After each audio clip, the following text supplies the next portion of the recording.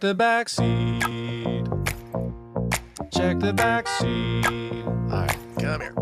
Check the back seat. Gets in your head, right? Good. Because every year, dozens of children are forgotten in the backseat of a car by a parent or caregiver. All never thought it could happen to them. But with changes in routines, distractions, or a sleeping child, it can happen to anyone. Parked cars get hot, fast, and can be deadly. So get it in your head. Check the back seat. A message from NHTSA and the Ad Council.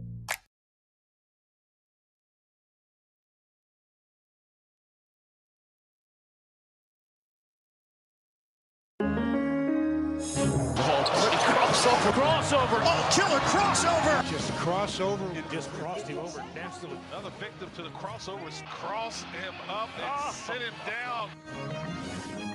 Time for the crossover powered by Everlevel Concrete Repair in Omaha at everlevelconcrete.com. John and Austin are at the ballpark. Yes, we are. How you doing? Good. I was just looking through the pictures that Sean Callahan was tweeting out of the Husker sale. The Great Radio Garage Sale? Yeah, it's there's a lot of stuff on there. So, yeah, I mean, people are going to be gobbling this stuff up. Well, I hope they don't gobble it up. You can't eat that. Oh, they're going to eat it. Good one, Nick. Thanks. I mean, there's a good chance they could really clean up on this. I mean, there's a ton of, obviously you got a lot of polos, the stuff that the athletes, did, because they usually get a whole bunch of those, pullovers, polos, sweatsuits, T-shirts, workout shorts, all that kind of stuff. Do I see alternate helmets in the background of these? Yes. So we've got the alts available today? Yeah, the black alternate helmets. Mm-hmm. Some of the ones, remember when they wore the ones that were supposed to look like leather helmets? Yes, they Yes, got that's those. right. Callahan That tweeted was this. done better by Illinois. Sean Don't forget. tweeted it, yeah. I mean, there's gloves. Baseball there's gloves, shoes. shoes, face masks, Do we think all that there will sorts be of anything gear. that's left behind? Like, it's going to get cleaned out, right? Like, I mean, Nebraska has a rabid enough fan base that everything will be bought, likely. well, there's always the chance that there might be something that's, because you got to remember, some of this stuff was ordered for 300-pound men. That's true. Yeah, maybe Not like that we don't have other 300-pound men in the state of Nebraska, Are but you suggesting that Nebraska is a skinny state? Because I don't like to argue against that. I would guess that there will be a lot of stuff cleared out. Now, some of the like face masks. What the hell are you going to do with all those face masks? Dude, I'd know? take Or a on your face car, mask. It'd be a grill. I guess. I mean, you could probably do something with it. Listen, if there is no limit to the ingenuity and creativity of Husker fans when it comes to Husker junk. stuff. Well, they could probably Husker junk. maybe so you buy a face mask and then you print out a picture of a player and then you bolt the face mask to the picture, so it's like a 3D kind of picture. Like a fat head Yeah. with a face mask. Yeah, there you go. Yeah, Okay. there you go. You can Will Bolt that thing. It'd be perfect. By the way, Husker junk. I want that to be I want that to be Husker like junk? my Twitter, my burner account. Husker You better junk. sit on it right now. Husker junk. Yeah. Check out I Husker would. junk. Quick, you better be careful. I would sit on that quick. Yeah. Husker junk. It's- Husker pretty much everything. Like if you try to get a license plate in this state that starts with Husker or HSKR, you have no options. Everybody has the Husker, all the versions of Husker, whatever. Take it out. I've also seen the 4 Big Red. There's those ones too. I like those. Those are always a good choice down the interstate. NU. A lot Now- of NUs out there. Now, I want there's probably not a whole lot of UNL. There's a lot of GBR more than UNL. GBR. I'd say, Yeah. How UNL, many 'cause- SKR is there floating around? Just Skr. Skrs. I don't know. Well, You can hit it with a Z2, SKRZ. Oh, Yeah. the Z boys. those The Z-Boys. those are the people that we ship off to Iowa. We don't Mm. need those people. You don't need people. You don't like people who end their words with Z. I don't like the idea of. Oh, that's fine. Spurs. You can ship them off to Iowa, then they can watch a football John- team that wins. Handshake Nice. name. Good one, I don't Nick. like Yeah. when people say Skurs. The Skurs sounds stupid. Huskers is already shortened from Cornhusker. I mean, and then trying That is to a make lot it of look face masks. cool. But then how much shorter could it go, possibly? Could we just Well, get to Ers at some point? at some point, it's just going to be limited to just a grunt, just like oh yeah, Nebraska. Ugh. That's it. Mm. We keep Maybe shortening. We'll do it things. to a Matt Rule, and just get it to that. It'd be perfect. We What get are- 100 of those every press conference. What are the chances Wow, that some of shots these fired. helmets and face masks are going to end up at some high school somewhere?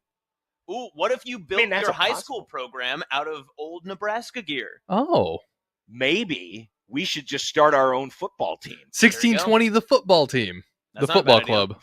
We can let's do this. Let's get somebody to get down there, buy up all of those alternate helmets, the ones that were supposed to look like leather helmets, but actually look like the jock strap, look like a jock strap turned in, and we can start our own football team and call them the jock straps. Great Nice. idea.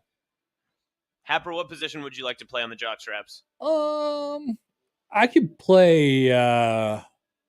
I don't know, like whatever's needed. You know, I'm a utility guy. Whatever makes sense. Like I could definitely be the quarterback. Like if there was a shortage of other quarterbacks, you know, if Do you play all-time quarterback at all the family gatherings? Is that your go-to move? yeah, I haven't. I don't think we like do that. Is that a real thing? I don't know actually a lot of people that do that. I know like it's always talked about like, oh, the Thanksgiving family football gathering. I have never been a part I of think that in that's my only a family. Lifetime movie thing. Okay, good to know.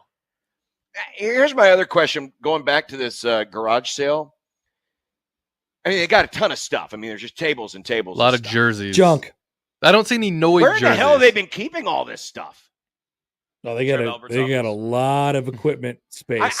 I mean, I know that they essentially have now two full-size football facilities. You got the old Osborne complex, and you have the new Osborne complex. Mhm. But I'm assuming that this stuff has been kept back from many, many years.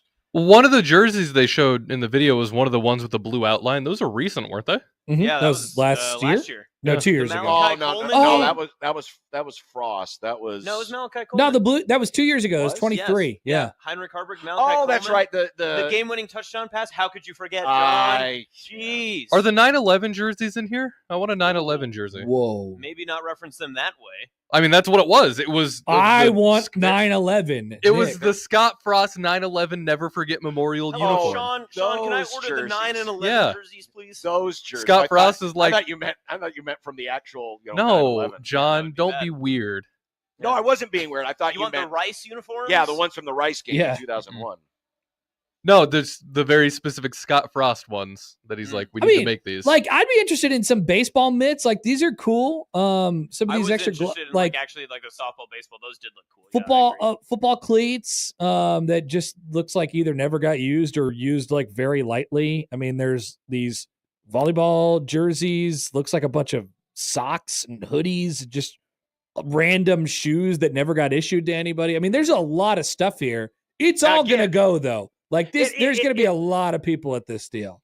It is, but again, some of this stuff, you know, especially like the football stuff, is going to be sized for very large people. Wow, you can buy the chairs from the team facility. That's going to be a great bar hang at some point. Could you imagine? Just like Sure. a yeah. Look at these. You just got all the chairs and stuff. I What get, about- Man, office chairs. Oh yeah, office chairs, bar chairs. Okay, That'd be hold great on. in the basement. I get Yeah. weird about seeing shoes. Like if you're at a Goodwill or something and they just have shoes, I don't want to buy used shoes. I don't I don't want to think they're wear used. used shoes. I don't I think they're I doubt used. they're used. Yeah. I bet they are ones that just never got issued. Yeah. Yeah, Mm. yeah. Just know. extra stuff that Adidas sent their way. I mean, You do have to wonder, like, could I get like specific players? Like, obviously they have like the numbers and stuff, so you could like assume you're Maybe. like, oh, that's Will Compton's old helmet and that Right. sort of thing. Like, can I specify I would that ass- type of team issue? yeah, well, maybe there looks like there are numbers on the backs of some of these helmets, so that could be. I would imagine the first thing to go though, like the first section or type of thing to go would be like the everyday, the polos, the quarter zips, the hoodies, stuff like that people could actually. Yeah. The Wear. stuff that's not really like that specialized. Yeah. Something Not gonna you can get- wear 'Cause anywhere. If I was gonna go, like if I was there, that would be the first stuff that I'm looking for. Like I want gear Yes, just that yeah. I can wear. You're not I going would for be the sprinting cleats. towards the Matt Rule smock collection if that was possible, but he probably has those like under lock and key. Yeah. Yeah, he hasn't busted that out at Nebraska yet. Sad. I've got to imagine there's probably a lot of hats. Hats are going to go fast. A lot of hats. You know, we're a hat wearing fan base, that's for sure. Oh, big time. People are Maybe wondering. they should have like really dove in and just like put like farm bibs and stuff out there and put deer stands and that sort of thing. That would have been a fun little wrinkle. Adidas just provided them with random deer stands. There's your Husker branded deer stand. There you go. There It's you not a go. bad idea. I think we could hear Austin now. Are we back on hearing Austin? Oh, was I off? Well, people were like, "Oh, you're people were quiet." like, oh, we can't hear I'm Austin. quiet. It I sounds need to like turn myself No, up. no, I did already. okay. All right. I didn't- Or I move the didn't mic realize you couldn't hear closer him. to your face. He has. We've never had a windscreen on that headset for. Right. We lost it several years ago. And Tough. It's been a couple years, yeah. yeah. So that's a part of this. But yeah, just so you know, Austin, people were really looking forward to hearing your takes, and they I know. just I heard should them have really opened the quietly. comments. That's on me. I apologize. I did not realize that it was not that way. I'm being apologize. silenced by the media. Good Classic. Good Big question media silencing Austin. from Mhm. Andrew. Is Jay Terry getting commission on the swag? It's an excellent question. Of course, Well, you should probably get something for helping arrange all of this. You know. I mean, Now here's the question: what happens if they sell too much, and now all of a sudden, let's say, I don't know, Emmett Johnson, sweats through enough, T-shirts or workout shorts, and now all of a sudden it's like, I'm sorry, we're out. We sold it all at the garage sale. Yep. I would think that Adidas would be happy to provide them with more. That'd be my guess. But I mean, if you need it right now, and you don't have it, I mean, does Matt Rule just, hand over his Visa card and say, just go over to Shields and Yeah, that's not a get bad something, and then Emmett comes back accidentally wearing Oregon stuff? idea. Ooh, tough. they have Keep Oregon it- stuff at Shields because that's oh, where they got the Oregon stuff at Shields. that's where the kids are buying their Oregon shorts, their reversible Oregon shorts. Now, are people lined up outside? Do they camp outside for this? There's obviously going to be a sect of people that are very excited about I this. wouldn't be surprised. I kind of want them to position this in different lines. Like they single off the extra smalls, the mediums, the larges, and then we just keep going in size, and then you can stick to your lane. Only one small can enter at a time, one medium can get in at a time. Interesting. Wow, Yeah. we're talking about some serious crowd control here. Well, I mean, you have to, right? You can't Yeah. just let all the triple XLs run through because who knows what they're going to buy. Yeah.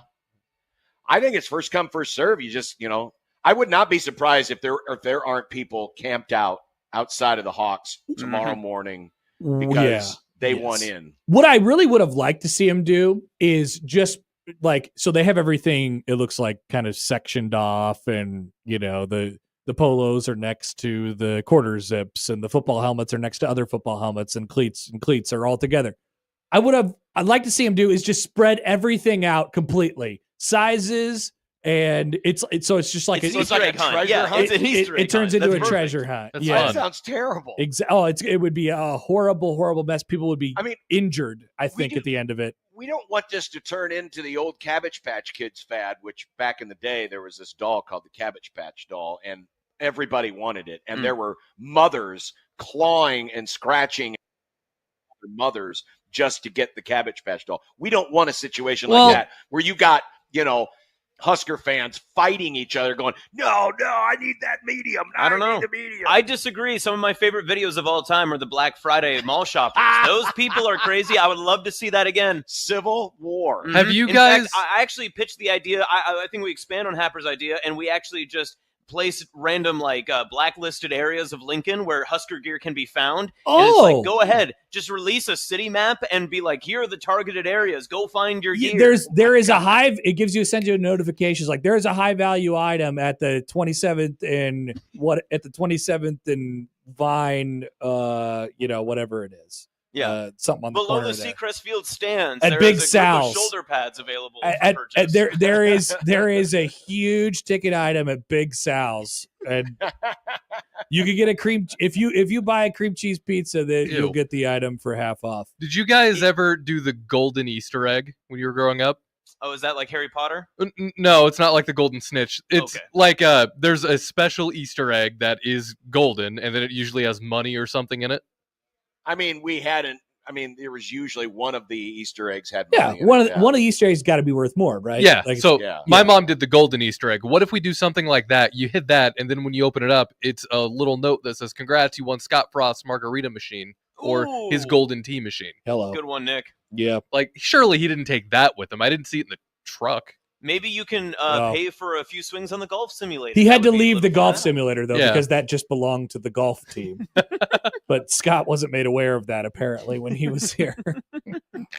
Well, How did the golf team do while he was there? Could we correlate how bad they were doing Probably to how not much very time Scott good because Frost it's was? the- They Nebraska. should have like the old like Michael Vick experience commercial where like you get to be on the little roller coaster ride. What if we do the Scott Frost experience where you get to stand on the sideline in Dublin and call your own onside kick? That wouldn't be bad. How much would you pay for that experience? And then drive off in your getaway truck, which mysteriously has a dent. It has a huge dent in the side. That, by the way, that's going to be the name of my Husker Burner account. Is Scott Frost Dent. Step into this simulator, and you can attempt to cancel the Oklahoma game. Welcome into level 3. It is now the halftime at Georgia Southern. I wonder if they have those T-shirts.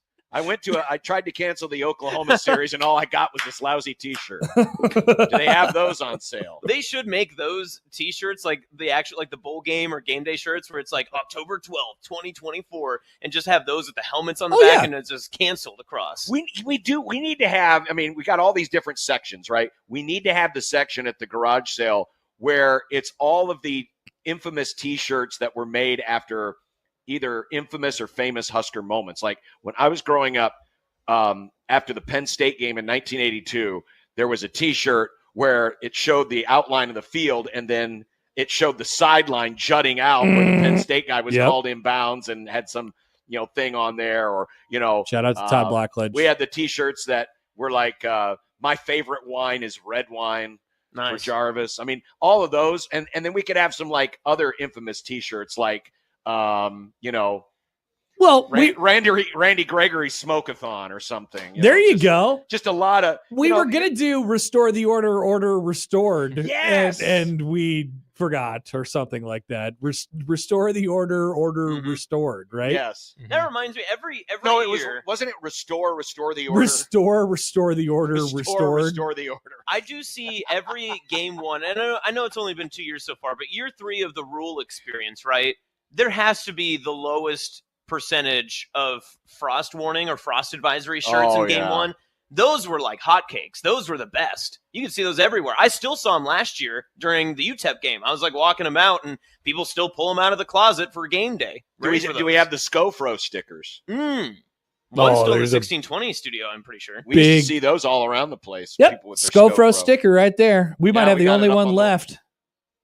Yeah, I think a lot of people had to scrape those off the back of pickup truck windows. I really do love this Scott Frost, the Scott Frost experience thing. Like level 1 is, all the things that he, your entire team. Unfortunately, they worked too hard, and you gave them all Rabdo. There you go, Rabdo. Yeah. Level 1, you call a swing pass, and it's lost yards for 4 yards on 1st and 10. Level 2, you have a decision to make: Luke McCaffrey or Adri Martinez, and then your choice is say that Luke McCaffrey is the future of the program. For some reason, I don't know. We should start like level 0 is like the introductory level where you get to like learn how to like walk around and all that stuff, and it's you going to a group of people and going to all of your former teammates and alumni. I'm really going to need your help, guys. Whatever it takes to get this thing going back in the right direction. I mean, we've created quite the video game. Yeah. It basically is. A lot of different Scott levels. Frost 2K25. It's just Scott Frost campaign mode, basically. It just has a bunch of cut scenes, and you can't really do anything about it. Instead of The Last of Us, it's The Frost of Us. I'd be in. The Frost. Multiplayer sucks though because you always lose by 1 score. Nice. Oh, guys, we're missing the best part. Every single week you play, you have the best practice leading into game day. Come on. Well, that's the bonus round. Like, when you would complete one round and then you get a bonus round, that's the bonus round is, all right, now make this the best practice ever. You got to hit the little lever and the little meters going up, and it's like, ding, ding, ding, ding, ding, best practice ever. Why was everything so memorable? It really was. Like, the further we get away from the Frost era, the more it feels like the Bo era, just without the winning. Yeah, it's just like everything was so memorable, and everything was such a big deal, and it was such a highly emotional time around here. I don't know. It doesn't really feel like that right now. Remember when the Akron game got canceled? That was fun. Yeah, that too. And people to this day, my grandpa to this day will still go, I think it could have been different if we had that one. That's another bonus round. To this day. You have to control Butch Hug as he's running through all these different obstacles to get onto the field to stop the game. You have to take out Butch Hug before he calls it. Sorry, Butch. Joel writes in, you're level 4, your quarterback has been diagnosed with lupus. Yep.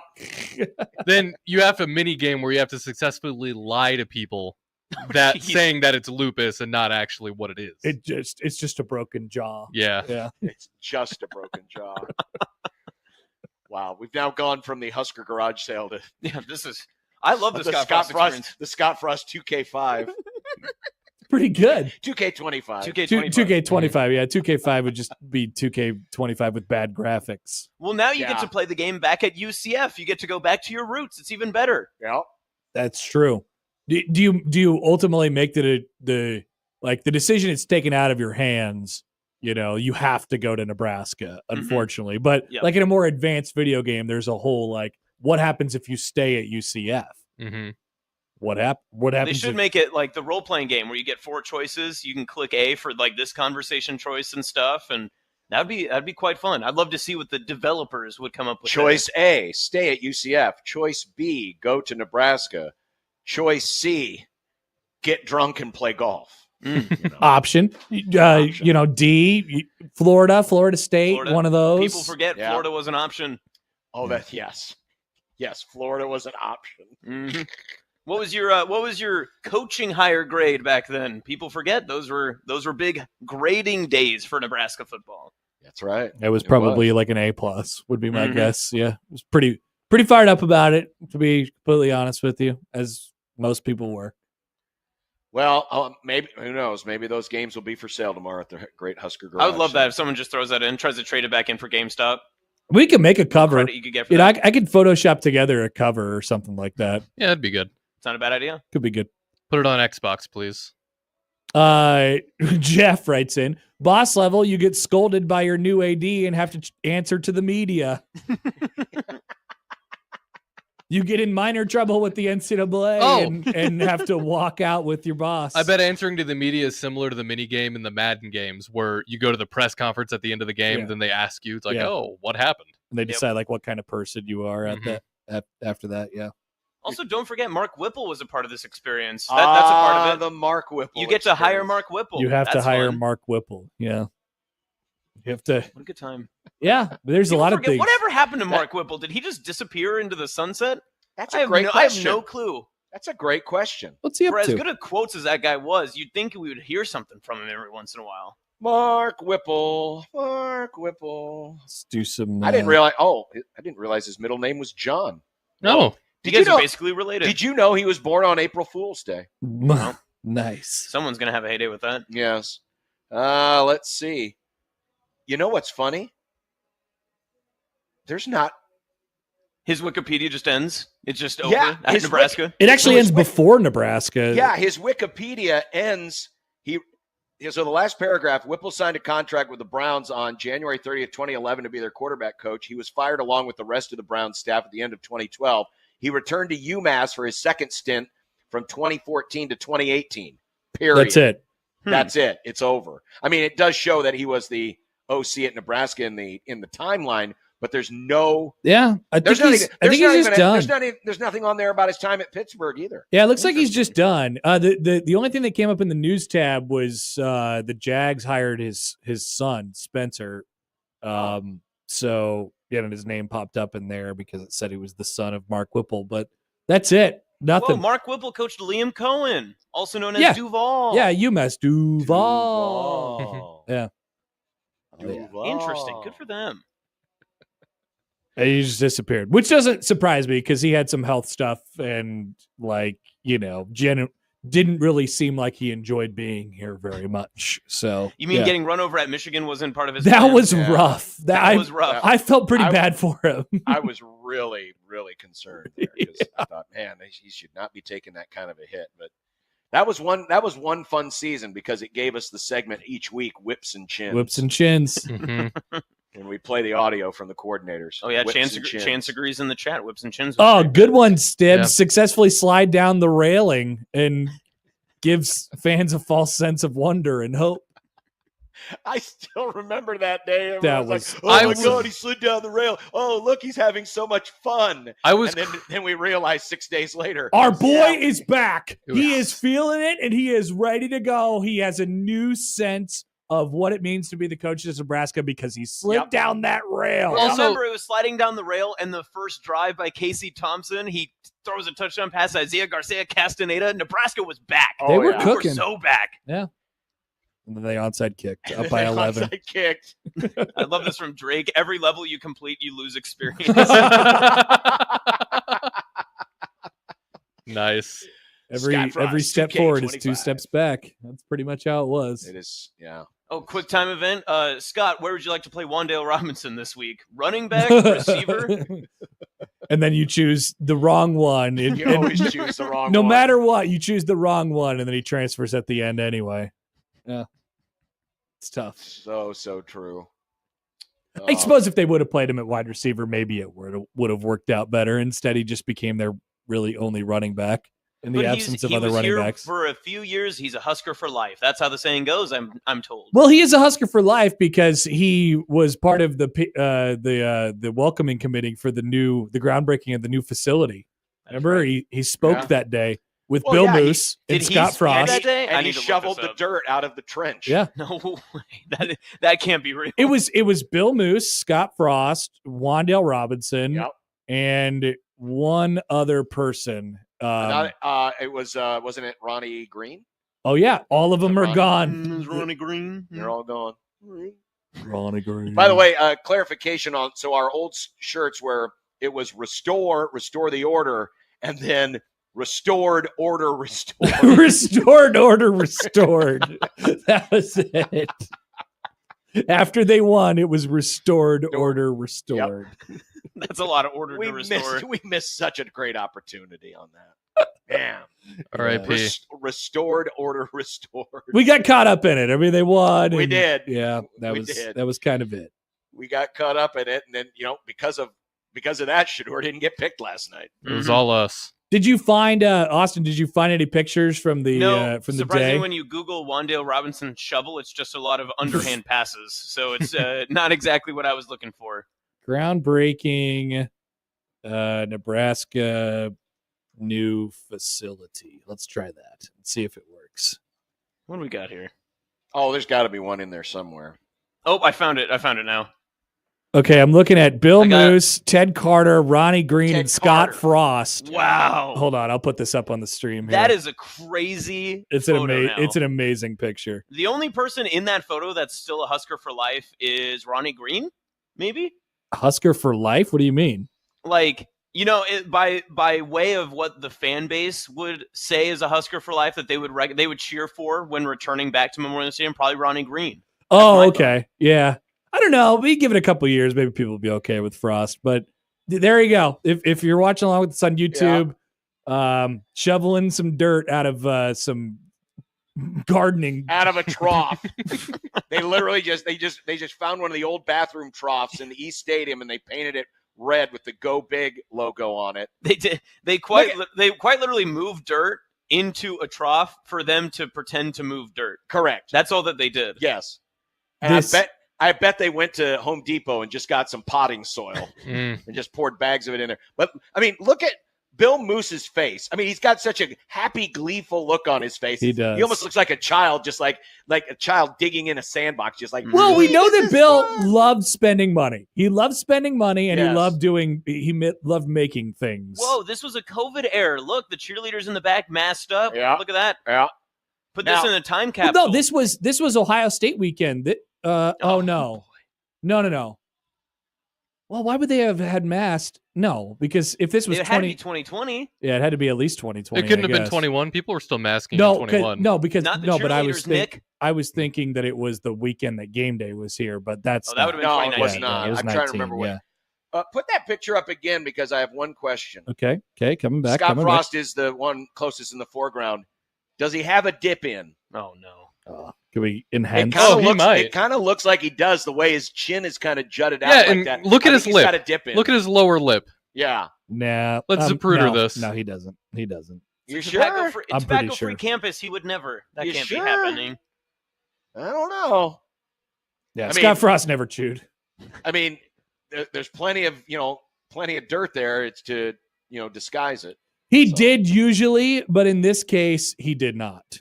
He famously, You're really confident. I am pretty confident because when he sat down with us at his first media days and he brought actually at his first media days he had a suit on and he didn't bring a spitter with him, so he was gutting it the whole time, Respect. which was It's real, man. horrific. And the second time he actually brought a spitter with him, which Respect. was equally as disgusting. When Yep. he's sitting there at the table like that, doing an interview. It's pretty great. Now Yeah, he can do it at Big 12 media days. That'd be even better. that's Good right. for him. They That fits definitely in a little allow bit better in that conference. they allow Chew at Big 10 media days. Do you Or think Big he'll have Big enough- 12 probably media days. sponsored by a Chew. Well, Probably he sponsored have- by Copenhagen. Who's a bigger cowboy then, Dion or Scott Frost? One wears the hat, the other has the spitter. I would say Frost. I don't know. One looks the part more. I mean, It's probably Dion. does he look the part? I mean, a lot of people can wear the hat. I mean, if you're doing the dip That is true. and, That's and you're real. listening to the country and western, and you're riding in a dented truck. They should do that for. I want that to be like the Big Ten coaches commercial, where they ask him what's your favorite holiday cookie and stuff. Instead be put this dip in and try to see how long you can keep it in. Burp. See how long Ryan Day can have a straight face. Good initiation. Sounds like hazing a little bit, but I like No, it. It does. it's only if you do it to the new members it's hazing. Connor, jeez. Oh, okay. Gotcha. No, you're right. You're right. You're right. I think Kurt Signetti could hold it in a little bit. Yeah, I feel like he could. He'd will himself to He it. would. He Yeah. would. He would will himself. Yell at himself into I gotta the find fire. some more pictures from this day because this is hilarious. Apparently, this is a thing that Nebraska just does too. Because I'm looking at another groundbreaking, and they have more branded potting soil boxes that Yeah, they I see it here at the Feedlot Innovation Center grand opening.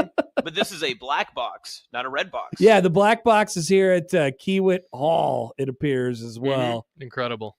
Actually, if you just scroll through, I got on this link, the Ronnie Green LinkedIn page. He's got a lot of groundbreakings on his page. He's pretty Ronnie good at it. Green put a lot of groundbreaking photos on his LinkedIn. On his LinkedIn, yes, very good at Wow. it.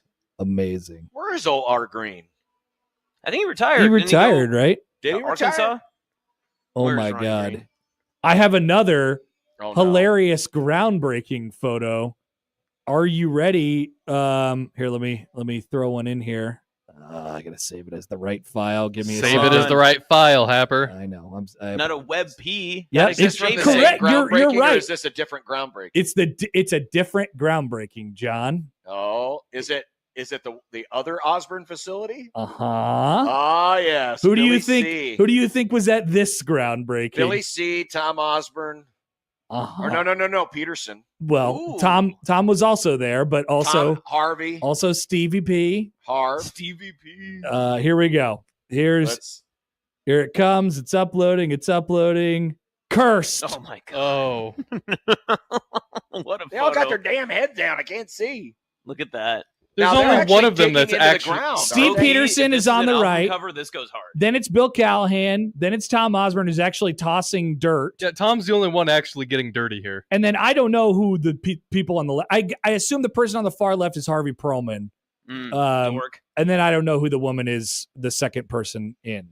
But I maybe it was a chancellor. Well, the chancellor would have been Harvey at the time. I don't know. Yeah. I don't know who that is. The president of the system. I have no idea who that is actually. But yep, another groundbreaking photo that is totally cursed outside of Tom Osborne. Not Outside cursed. Tom Osborne. Not cursed. Yeah, it's funny because it wouldn't be that long later that Tom Osborne would take over for Steve and then would fire Bill. Mm-hmm. Husker Country says it's Hillary Clinton Yes, they invited Hillary. in the pantsuit. Yes. Perfect. Well, see, that would have been in 2004. 4 5? 5, like Yeah. between 4 and 5. So it would have been GW. Look at Been Laura Bush. GW. Aaron Papillion says Steve Peterson never used a shovel in his life. Look at that Oh, guy. of course he didn't. Look at that guy. He didn't even. He's holding it like a putter. I guarantee you somebody had to tell him which end of the shovel was the working end and which was the handle. I thought this was the other There you go. I was waiting for it, John. He does look like he's figuring it out for the first time. Like he's like, which hand goes on which side? Where do I put this? Good for him. Did we lose? Did we lose the head in the Great Purge of things? I Better think not have. John. I think no, it's in my desk. yeah, I think it's John in my has it. desk. I think it's in my desk. I think gotta- John saved Steve Peterson. We got to move that back in here. I have to save Steve Peterson. His memory never must die. Never. It's too important. That's right. Never let Steve go. Stib says if that was Hillary, Tom would have buried her with that dirt. Jeez. Well, knowing the Clintons, Hillary might have tried to bury him first. Mhm. I mean, Interesting. Maybe Interesting. Tom will be at the next groundbreaking for the local casino that gets built somewhere in the state. That would Definitely. be a lot of fun. Definitely. That will be Yeah. happening for sure. oh man. Okay. And all of it started because we wanted to talk about the Great Radio Garage Sale. Yeah. That's You right. can build your own helmet. $50 for the helmet shell and $10 for the mask. Yeah. I'll It's like say Build-A-Bear, but for adults. that was a okay at the very least okay crossover, potentially even palatable. Yeah. Maybe even good. Yeah. It's like when What you do go you to think, Nick? you go to a restaurant and you get a weird appetizer and you're like, I guess I'll try this weird appetizer, and then you take a little nibble and you're like, yeah, Yeah. This is decent. It's kind I of like the actually first kind of time enjoy you this. tried fried pickles. It was like, really? Fried pickles? And you're like, oh, that's pretty good, actually. I thought it's closer to Rocky Mountain oysters, personally. I Not can't a do fan? Rocky Mountain God, oysters. no. Mm. Oh, dear. Yeah, of course, basically all you people from the 308. You people. Yes. Wow. It's crazy. Now I have to share a booth with you this whole time. Bet you regret right. not hanging out with me, don't you? I do a little bit. That's fine. It's fine. It's fine. It's good. It's fine. All right. Well, there's a crossover powered by Everlevel Concrete Repair in Omaha, everlevelconcrete.com. Hap, we'll see you here at the ballpark in a little while. I'll be there shortly. Thank you. Bye, Hap. For some Creighton baseball. And we got a program coming up. Jack Mitchell will join us. Got a lot on the draft. And Schadenfreude. Nice, John. You've been working on that one all day, haven't No, you? I haven't. It literally just came to my mind. I was Maybe I was about to say Shedeur Schadenfreude, and I thought, no, it's Schadenfreude. let's keep the oven at the temperature it's at, but put it back in for like 10 more minutes. Mm. Let Well, it how How are you let gonna it make cook. it better? Let it cook a little more. Let him cook. You think it's gonna get better with time? I think so. Ooh, Drake adds no mention of Mall of America. Bad crossover. I agree. Ball of America. Schadenfreude. There we go. I like it. Trademark that. Yeah, I'm with you. I'm not letting this one get away. Triple B, where are you at? I might have already lost Scott Frost Dent as a burner account name, but I have Schadenfreude. Wow. Even By the better way, burner. thank you to Nick who just sent me this picture of Oh, the another picture? Haymarket Park groundbreaking. Yes. Oh, I was there. John, you were there? Yes. Well, maybe you could Groundbreaking? you could identify these people because it's hilarious. Lil Red is in this. Is he shoveling? Okay, Lil Red does not have a Lil Red shovel, but my God, all right. If They gave us little miniature baseball bats Mm. to honor the groundbreaking. I might still have mine. you might be in the somewhere my house. background of this photo. I don't know if I am, but I know I was there. All right. Well, I'll send it along and I'll put it in your guys' stream to have because it's a very funny picture. Again. All right. Well, we'll see if we can identify some folks later on. Okay. All right, we got to run. Bye. Be back. Grum starts next. 16:20 The Zone.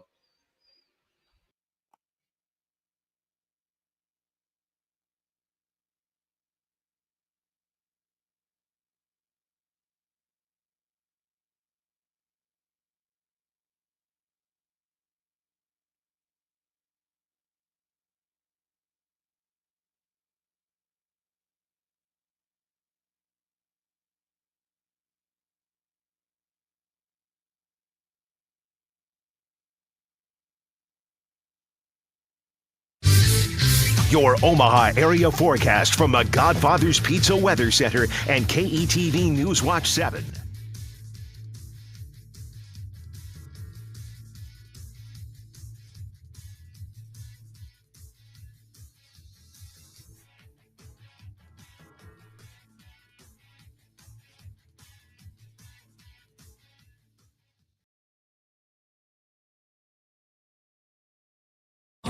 is roasting every morning. Host is roasting every day. Host Coffee is on a mission to invigorate every workplace with a blend of bold flavors and unforgettable service, creating moments with our coffee, water, and food services that spark joy, productivity, and connection. Call Host Coffee today. Proudly serving Nebraska since 1972. Host Coffee is always roasting something good for you.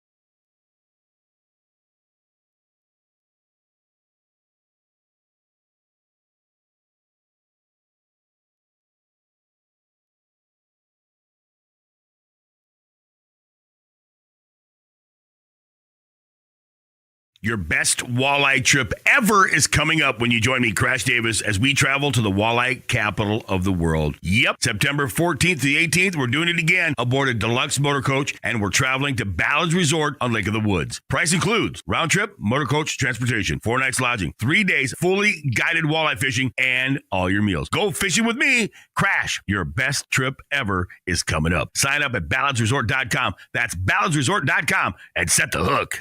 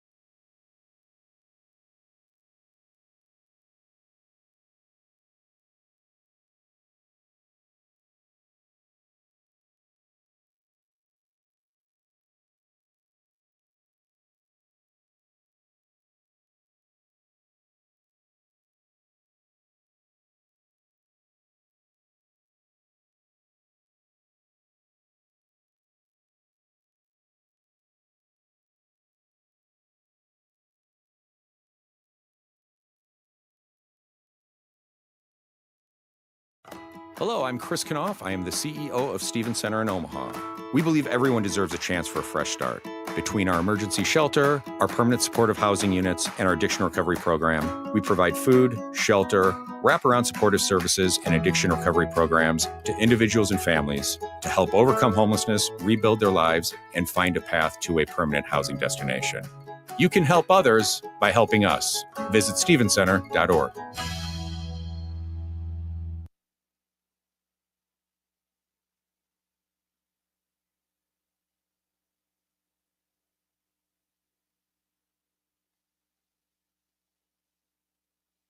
KOZN.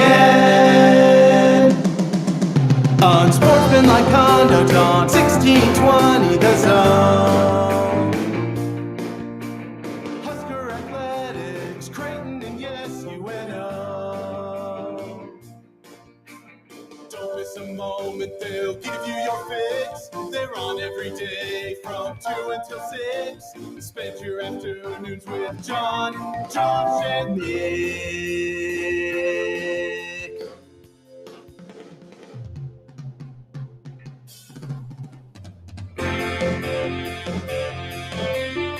John, Josh, and Nick. They'll show you what sports talk really is. Just randomly pointing at the screen? Yeah, I just want to let Nick know I care about him, even though I'm not out there. Thank you, He was Austin. trying to convince me to go down to the station today, and I said, no, I'm at the ballpark. Sorry, Nick. I don't recall begging. Unsportsmanlike conduct on 1620 The Zone. Husker Athletics, Creighton, and yes, UNO. I just offered him some Pokemon cards. I'm like, hey, if you come hang out, Oh, we can good open Lord. some Pokemon cards. No wonder he showed up here very happily.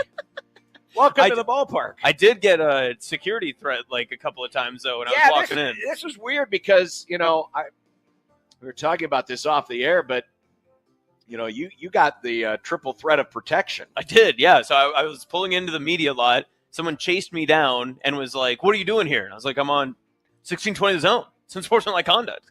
And then they let me by. I park, come in through the security door. Door's locked. Guy lets me through. He's cool with it. And then I get stopped in the tunnel underneath, and they wanted to make sure and check my bag that everything was okay. So I must be a very suspicious character today, comparative to you, who must everybody around these parts. You would walk on by. Austin, you're not an old white man is the problem. True. I could be dangerous. No offense, John. Radical thoughts. He's a young white man. What difference does it make? Well, because old people trust older men more than younger men. Is that true? With good reason. With good reason. Wiser. Yeah. Mm-hmm. Welcome to the Like a ballpark. We're wizard. here for Creighton and Villanova tonight and all this weekend, but this is a Friday Grum. It's a One Beer Friday. Yeah. And it's the day after the NFL draft. Wow, what things we have to talk about today in the Grum Down, brought to you by the referees at John Higgins Weather Guard. Big first round overreaction. Wow, can't wait. Can't wait to find out what people think about this first round. Who were the winners? Who were the losers? We'll tackle that today. One big loser. Speaking of losers, Shedeur. And our new phrase, Shedeur and Freude. There's a lot of Shedeur and Freude going around today. Very nice. Indeed. A lot of Shedeur and Freude. Do you think there was too much replay of the Tommy Hill interception that went around, and that's what happened? It's funny. Now, I only watched ESPN's coverage of the draft. Mm-hmm. And, of course, Mel Kiper, who was leading the charge for Shedeur to, be picked with the 0.5 round pick. Mm-hmm. He was so good, he should have been picked ahead of the first round. They never showed that I saw. Nope, never saw it. He did have a couple of his home game touchdown passes Sure. against Nebraska. Of course, they had to throw those ones in there, but never anything else. Nope, not in there. We'll see if Jack Mitchell is enjoying any Shedeur and Freude today, or if he's the guy who's the first one in line at the Hawks Center. Yeah, that's true. He could be live and on location for the great Husker Radio garage sale. Could there be a college football playoff compromise coming? Okay. They wrapped up their meetings this week. Has Kentucky launched the untethering? We'll discuss. The ball game? Not the ball game. Interesting. Kent's Movie Club today. Moneyball. Moneyball. Who doesn't love Moneyball? And I'm shocked. I've been on this program 3 times now. Yep. And I'm shocked that you just found Moneyball for the first time in your life this week. Yeah, I just saw it for the first time. I had reasons for it, and we'll discuss. And I can't wait to talk about it because there's one thing in this movie that I love a lot. I love this movie so much, but there's one big problem that I have with it, and it makes me mad every single time I watch the movie. I'm interested. All right. That's called a tease in the program, Nick. That's right. Yes, it is. Sir Charles, does he need to eat his words? And later in the program today, we'll get to our interview with Creighton closer Garrett Langwell. Of course, the tornado warning yesterday kind of threw everything off at the end of this Grum yesterday. So we'll do that coming up in the 5 o'clock hour here today. And, of course, it is a One Beer Friday. You can send us your picks. And, Nick, did you tell me something about having next week? Prizes? Next week. Oh, next week. Next week. Next week. Well, still, send us a pic of what it is you're drinking. Maybe you're celebrating your team's accomplishment in the NFL draft, or maybe you're drinking away your sorrows because your team didn't do what you wanted them to do. Either way, whatever it is you're drinking, send us a pic. Use the hashtag OneBeerFriday. Send it to us in the J-Tech Construction Zone Twitter feed. Maybe you're celebrating the end of Lent. People have forgotten that Easter was this past weekend, so maybe you're back on your regular game for this Friday. That's true. This is the first. Congrats on the meat, everybody. This is the first Friday. Some of you have had meat on Friday in a long time. Those are always Congratulations. Those are always a fun 40 days in a young Catholic family because it'd be like, what are you giving up? Swearing. I won't swear for 40 days. That'll be my thing. That'll make me a better person. It always triggered me, even being in public school at the time, that it seemed like there was that one time a year, every Friday, where the lunch menu would only be mac and cheese or grilled cheese. And I'm like, where's the meat? So back, and we were a public school. Mm-hmm. When I mentioned we did that too at our school, when I mentioned we had the salad bar on those Fridays during Lent, I would get salad bar because the salad bar had ham chunks, and that was the only way I could get any kind of meat. They would do meatless spaghetti, but they would use wheat noodles. John, meatless spaghetti with wheat noodles is hell. That's Michelle's America, I'll tell you that. Thanks, Obama. Yeah, it wouldn't have happened under Bush. He would have given you regular meatless spaghetti. Yeah. By the way, John points out in the Equitable Bank inbox, you can email John at 1620thezone.com. The reason why you got stopped is because people don't trust people that have never heard of the largest mall in the country. Oh, that'll do it. That's why you got stopped. That'll do it. Probably the person that came running across the street into the parking lot to stop you was someone who's been to the Mall of America many, many times. I had people still tweeting at me yesterday, like late night, like 10:30. I tweeted out some Carolina Panther tweet, and people were like, "Do you think he's been to the Mall of America?" I don't know if Ted McMillan has or not. All right, he's a California kid. He lives in Carolina. He has no reason to go. No reason. We'll get to some of the draft stuff coming up, but I thought last night it couldn't have gotten off to a better start. It could not have gotten off to a better start last night. So I was in my car. I waited a little bit because the rain was coming through and I heard the traffic was bad. So I actually waited. So I heard like the first 3 or 4 picks in the car. But I also heard the beginning of the draft last night from Clay Matthews. This will be a drop forever. I just got off the phone with the president, Donald Trump. He asked me to pass a message along to all 32 NFL franchises. So let me tell you what it reads here, all right? It says, my fellow Americans, the Bears still suck!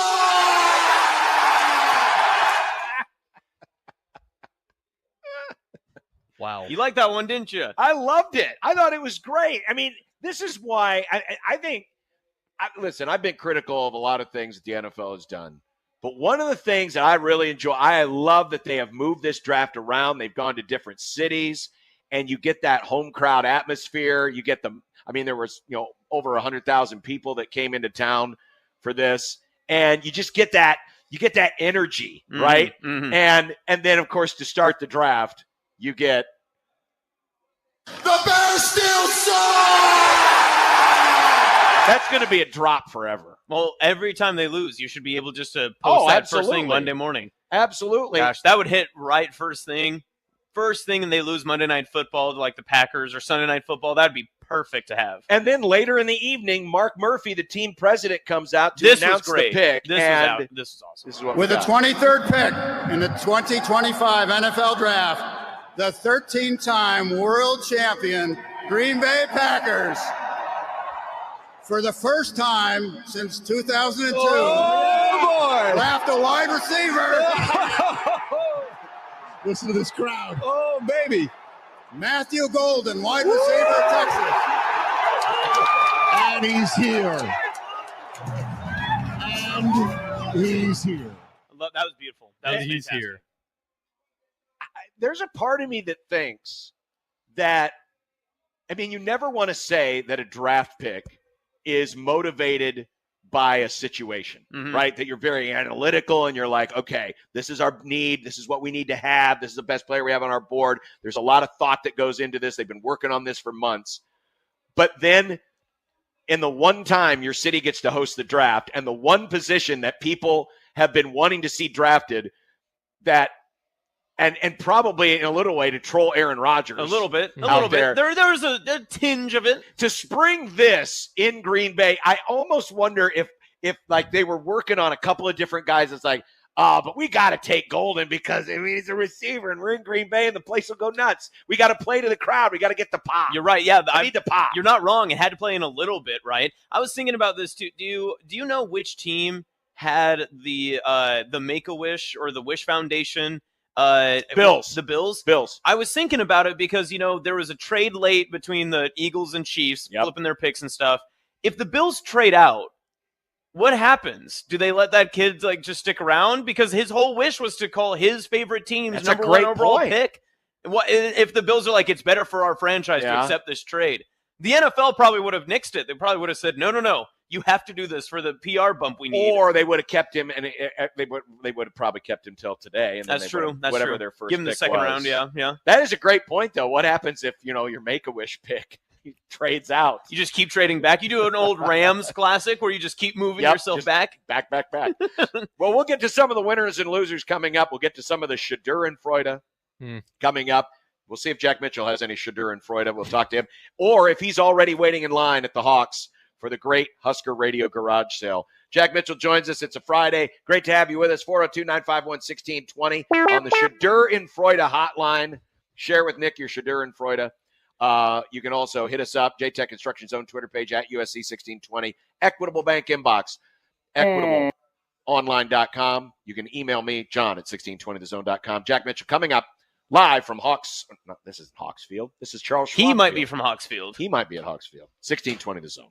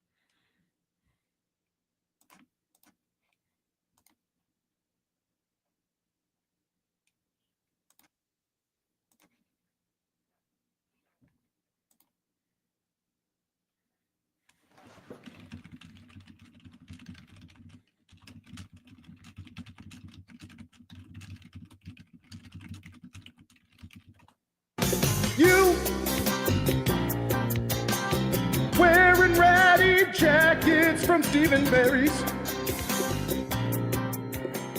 Praying one day Big Red will win the NIT. Ham is the water of meats.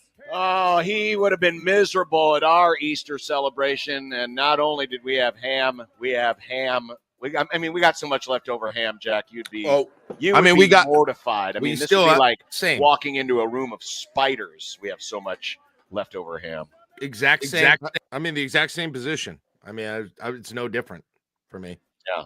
We've got it in. I mean, it's fine. It's fine. It's fine. I mean, let's not get the theory crossed up. The lyrics of the song say everything you need to know.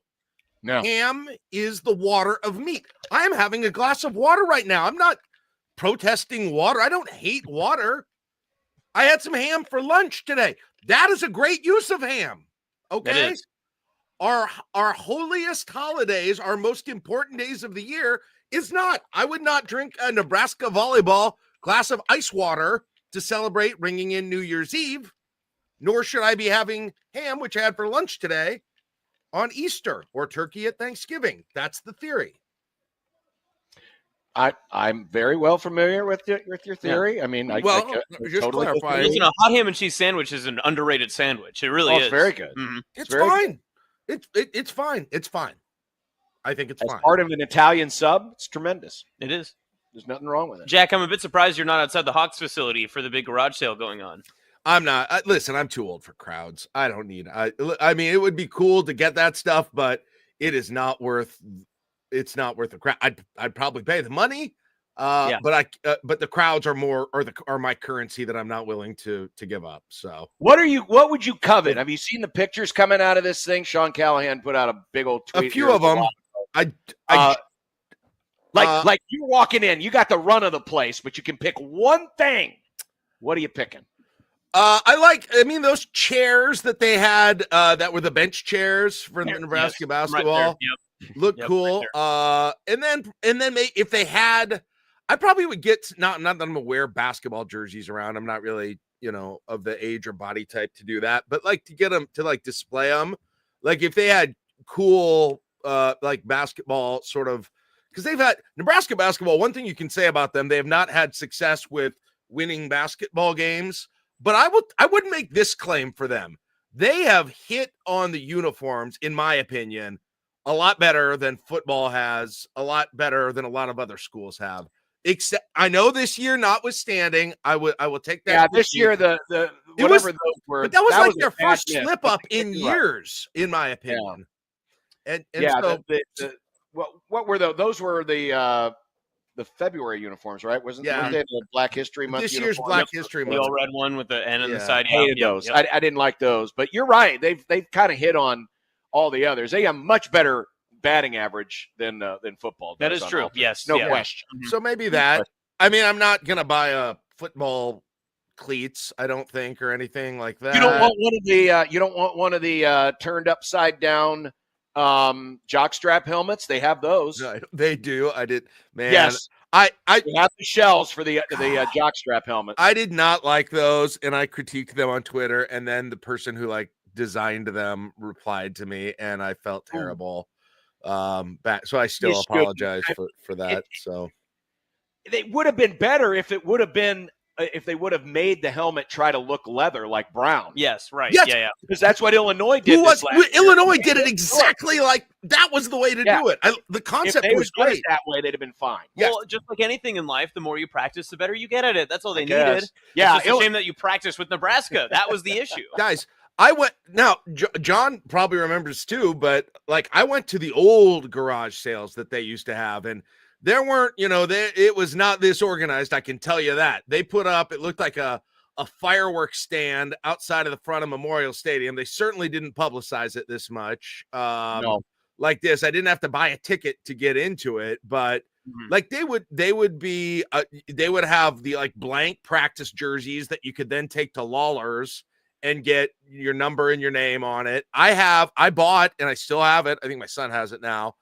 But I bought a practice jersey. This was probably about 1992, 1993. That had 86 on it. And I told myself at the time I liked Johnny Mitchell. He was my favorite player. So I told myself that was his practice jersey that I just bought, which I don't know why they would it wasn't used, obviously, so I don't really know why, but it's really it was cool. Like they did these before. I never thought they would bring them back. Here's what I don't understand though. Okay, you're gonna have lines of people lining up at 7:00, right? In the morning. I don't know when. Right? They're probably there already tonight. I think they open at 9. I think it opens at 9. There'll probably be people overnight. Yeah. I looked at the thing that they tweeted out with the prices, or maybe it was Sean that tweeted it out. I don't know, like with the prices, they looked fairly reasonable. Like those chairs, $20, right? I would do that. Here's what I don't quite get, and you can't do this with all of it, but to me, this is a sign still that this fan base is a little underserved with gear, in my opinion. Right? Like, yes, really? No, I know where you're going, Jack. I completely agree with what you're saying. Why? Well, I mean, most of this stuff, if people are going to buy out those chairs at $20, why in the world wouldn't you make 1,000 of them and call them replica Nebraska bench chairs and sell them at a 10% profit? Do that with anything that people are going nuts about getting. Basketball jerseys. Yeah, the amount of Facebook ad like hoodies and T-shirts that Husker fans are willing to purchase more than like Nebraska licensed gear is nuts. People beg for actual like licensed gear. That's good. Right. They're getting the same generic, like white branded logos and stuff across the chest. That's it. That's all anyone gets. I assume everything they sell there, they could make, right? Like they could make and sell it any other time. Whatever is wildly popular. Look, I assume they like money, right? I assume they want to be able to revenue share. I assume they want to get the next great quarterback. Just some advice, right? Mm-hmm. I mean, they put out that. That's what comes out of this is they'll find out that there's a demand for some of this unique stuff, and maybe they'll start to actually put it out on the regular market. Like John Austin, let me tell you. Remember when they put out like all those logos, the Herbie logos of all the different sports? Yep. Remember how nuts people went? Can you buy a hat with all of those on individually anywhere? Do you know? Nope. Can I buy a Herbie? You can buy the individual. They don't have them like the Husker Hounds or at the team store? I know you can buy like the individual shirts and stuff, but I'm pretty sure it's just the generic Herbie that you can get on like the hats and stuff. I don't think they have the specific. Well, you have the basketball one. Yeah, it took an act of God I had to like talk to Tim Miles and the people to try and convince. This is no joke. They were wearing them in Kansas City at that tournament they were in. I wasn't talking to Tim Miles, but I was talking to other people with the team. I was like, and they were like, there's only like 25 of them, right? Those gray ones that everybody has. Mm-hmm. That's the only basketball Herbie hat anyone wears. This thing that came out like 7 years ago. I see him at PBA constantly. Yep. What's going on? What am I missing here with this? There is an unmet market.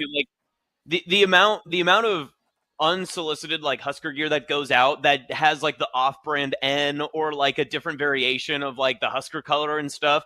People are more regularly attuned to be able to purchase those like online than anything from like Huskers.com or the Husker official athletic store and whatnot. And even like in the like rally houses in Omaha or like anywhere, it feels like the official Husker gear is like few and far between what people actually want, because it's always like the different variations are like the Nebraska N over like digital camo. And it's not like it's not different gear, right? Like it's like what you're saying with the basketball logo and like Herbie holding a volleyball and that sort of stuff. Like those are the stuff that people want.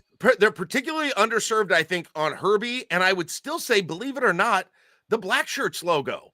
Yes. The Black Shirt logo was big in the Bo era, though. There was a Black Shirt everything. I saw the crossbones and skull everywhere. They could still, but I just, just like a black, how hard is it to find just like a black hat with just the Black Shirts logo? It's not super, that probably is out there, but I'm telling you. That's got to be out there. I have one in storage, I know. It's an old one, but yes. I'm just telling you, this isn't still it's evidence of it, what we'll see tomorrow. It is an underserved fan base in terms of gear, in that there has been scarcity for a bunch of pieces of gear, and I don't know if it's by design or by negligence or by something else, but it seems like that has often been the case, and I don't know. It's always interesting to me. I do agree with you, especially like on the chair side, because it's one of those, like, I fear for people's like sanctity in this environment of buying in a garage sale sense, that it should be what you can carry and put on your body and be able to walk out, because someone's going to drop $1,000 in cash just to buy however many chairs that gets you, and just be like, yep, these are going to be for my church in Tecumseh. Like, I'm just going to take these down, and it's going to be for the old church. I hope I would appreciate if someone used that, because you know what's going to happen. You were talking about stuff being on eBay, Austin. There are going to be people who are there to flip stuff there because of the 100%. scarsity. Yep. And if Darren that's Ravel's already there, probably. He's ready to flip it right as we speak. God. Yeah, you might be right. A lot of this stuff could end up on eBay or on Amazon. You're right. And especially the numbered ones. I mean, we were just talking about it too. Like if you see like a number 15, like alternate jersey or whatever, someone's going to put like game worn Michael Rose Ivy, whatever, like, you know, and put it out into the universe that way and just have that, you know, floating out. You chose 15 and you went Michael Rose Ivy and not Tommy Frazier. Tommy Frazier didn't wear alternate uniform. He meant in that era. Come on, John. The alternate. Yo, I can tell you one person who ain't buying that jersey. Held up. I knew it. I knew your joke before you said it. I know you did. All right. Were you enjoying the Schadenfreude last night? That's my new term. Yeah, of course I was. What do you think? Who do you? Of course I was. I thought maybe I might be surprised. No, like, you know what, John? You know what? Lay off the kid. He's going through enough. Jack, are you going to put on your own like legendary draft room like he was in just for round 2? Just be like, how far will he go? No, John. I saw the legendary draft room that he made and the guy in the huge hat and Dion there, and I felt terrible for those guys. Totally kidding. Absolutely kidding. Terrible. It was great. This, though. Shiloh had a great joke. Did you see that video of Shiloh? They're like, man, if they're doing this to you, how far am I going to drop? Okay, that's pretty funny. You know what? I got to give old Shiloh credit. That might be the best thing Shiloh's ever said. Good for him. Good for Shiloh. It probably is. Isn't it interesting, though? We were talking about this last night. Like, I don't have nearly the angst around Travis Hunter, you know, as somebody who is a avowed Colorado hater my entire life. But like when Travis Hunter gets to the pros, like he's playing for Jacksonville, like who can hate anybody for Jacksonville now? But like, I don't have, he seems incredibly likable, right? I was excited, you know, I don't know if I was excited to see him pick, but I'm great with him, but I will cheer against Shedeur Sanders always. I will always delight in you know, him not winning or whatever it happens. And it's interesting how that has been very different, and it's not hard to figure out why. Well, is that a little bit more just because it is like Sanders and it was the whole beef that happened? I mean, I never felt like Travis Hunter was a part of the Nebraska beef. I felt like it was the Sanders family versus Nebraska. No, it absolutely was. Plus, and Hunter, so I just looked it up because I thought this had happened, but so Travis Hunter after the Nebraska game in Nebraska, he said that environment was top 10. The light show in the fourth quarter, that was cool too. I'm not even gonna lie, that was a good little show. Their fans were loud on third down. When you break the huddle, when you get in the huddle, I can't even think to myself how loud it was. Yeah, shout out to Nebraska.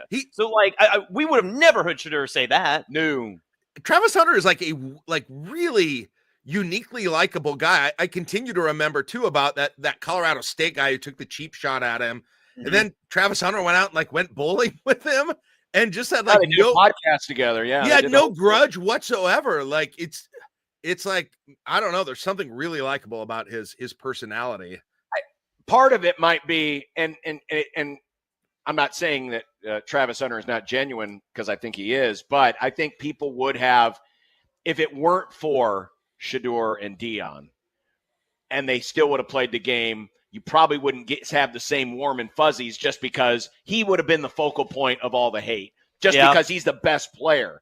But in terms of how he carries himself, he doesn't. I mean, the whole thing about Shedeur and the whole Sanders family is they play up the heel. They play up the self-promotion. That's been Dion's MO since, you know, he was at Florida State. So they play up in that. Travis Hunter doesn't do that. And so we would have probably found reasons to hate him because he would have been the focal point. But because you had Shedeur and Dion and Shiloh and that whole, you know, circus in there, it makes him even look better by comparison. Yeah. It's probably a really good ploy on Dion's part, too, because you can keep bringing in these great talents, and you'll be like, don't worry, I will always be the butt end of every joke if anything comes to fruition. It's always my fault. I hope he goes to the Raiders. Wouldn't that be great? Go to the Raiders. I think they're the second most likely in odds right now behind the Browns. Yeah, the Browns have 2 of the first 4 picks in the second round. So Browns will have the first pick tonight and then the 4th pick of the second round. The Raiders would be right after both Browns picks. And then after that, the Saints could get him at 8, but it sounds like they're not that interested. And then really from there, if it's not the Jets, it's another free fall for a while unless someone trades up. Well, it's one of those deals that all of these, I mean, none of them were that interested. They all had their shot. And so it's just kind of like they all knew that he might not be around and probably thought he wouldn't be around in the second round. So I don't know how many of these teams were like waiting around. Maybe they were waiting around to get him in the second round, but it'll be fascinating. But yeah, I'm cheering for the Raiders because I don't know. It just seems like a fit to me for some reason. So on the opposite side, then what's your doomsday scenario? What's the team you would least want to pick Shedeur just for your personal self? I don't know. Like I don't have a real clear favorite team. And so I don't know. I suppose someone where he would step in and probably be solid, right? Like be good right away. But I don't really know the Browns, Saints, I don't know, the Steelers. I don't know. I could see this thing, but I didn't really love the Steelers thing because I was sort of afraid that would work. Maybe, right. Just because the Steelers always find a way to win and they don't really need a good quarterback to do it for the most part. So I'm not sure. I watched the Hard Knocks though of Aaron Rodgers mentoring Shedeur Sanders. If that ended up, would you not watch that? I would want a 24-hour live stream of that quarterback room in Pittsburgh. In that every moment of my day. Amazing. You can play that right after the Giants quarterback room, which of course has Russell Wilson and Jameis Winston and Jackson Dart, and now Jackson Dart. So are we to imply that whichever team, because as as we famously identified, you don't identify with any NFL teams, the team that Shedeur goes to will become a team that you will despise? I mean, I go that far. Yeah, Does the Shedeur I don't know. I don't know. I mean, in 2 years, am I going to care? I don't know for sure. Yes, you would, Jack. It's hard to predict, and it depends where he goes, and it depends if he. Listen, people will hate this. It depends if he somehow ends up on my fantasy team. I can flip on a dime on people, right? If my fantasy football interests are tied to it. Jack, I can see into the future. Like 5 years from now, it's like the blank team has like declined the 4th-year option for Shedeur Sanders. I can see your quote tweet already. And you just put up the Tommy Hill interception. I can already tell. I can see into the future. We'll see. Check back with me, and I'll see if that fire still burns. But I'm enjoying it while it does right now. All right. Well, I think this is going to be a really fascinating watch. We'll talk more about Shedeur here in just a little bit because I've got a few theories on what happened. But the amount. I mean, this is why these types of self-promoting activities can be good for the game because there is no middle ground. You're either team this or team that. Mm-hmm. And just sure, everything gets turned into culture wars these days, but the back and forth on this has just been tremendous. And listen, I'm going to say it for the record. If he's still there and the Rams end up drafting him, I won't hate it. Okay. Good value at that point. It's good value. Yes, I wouldn't hate it. I don't think he's necessarily a franchise quarterback, but I wouldn't hate it. I do think he's very talented. I mean, I'm just as annoyed by the histrionics and the self-promoting as anybody else. But if you're good, I don't give a damn. Play. Yep. Be good. Well, you might want to figure out how to get rid of the ball and use his athleticism a little more, which is, by the way, why I don't think he's been picked. Yeah. Oh, that's a huge. Well, in addition, because the head coach doesn't want to have Dion calling him all the time. I mean, I can't even imagine. Like, is he gonna be a helicopter parent when he's not coaching his kid for the first time in X years? Like honestly, that's a part of me that thinks no. There's a part of me that thinks that Dion knows better because he's played in the league. Yeah, that's my guess. I would think so too. I could be wrong, but the thing I is, think he won't. At almost every stop, we have said, "Well, Dion can't get away with this or do this because the whole shtick of Dion and the whole camera crews and the lights and the neon and all that stuff." We've said at every stop. It's like it can't keep going because of this reason or whatever. He finds a way to still make it his way, And so I'm kind of with you, Jack, that I think there's going to be a point in this when we're going to get Dion press game or, comments after whatever game that Shedeur has on the Colorado Monday practice or something like that. Like, he's going to insert himself into every situation possible. Or how about 5D chess here? If he goes to a team with a coach that's on the hot seat, guess who becomes somebody who comes up in the conversation as the next coach immediately? You want to talk about working your way up the ladder? Just have your son get drafted by the team you could coach. It's not bad. It's not a bad philosophy. Actually, you might have a point there. Depending on where he goes, depending on what the situation is, if we're and a lot of it's going to assume on if Shedeur is in good standing with the team, like if he's played well or at least has shown some promise.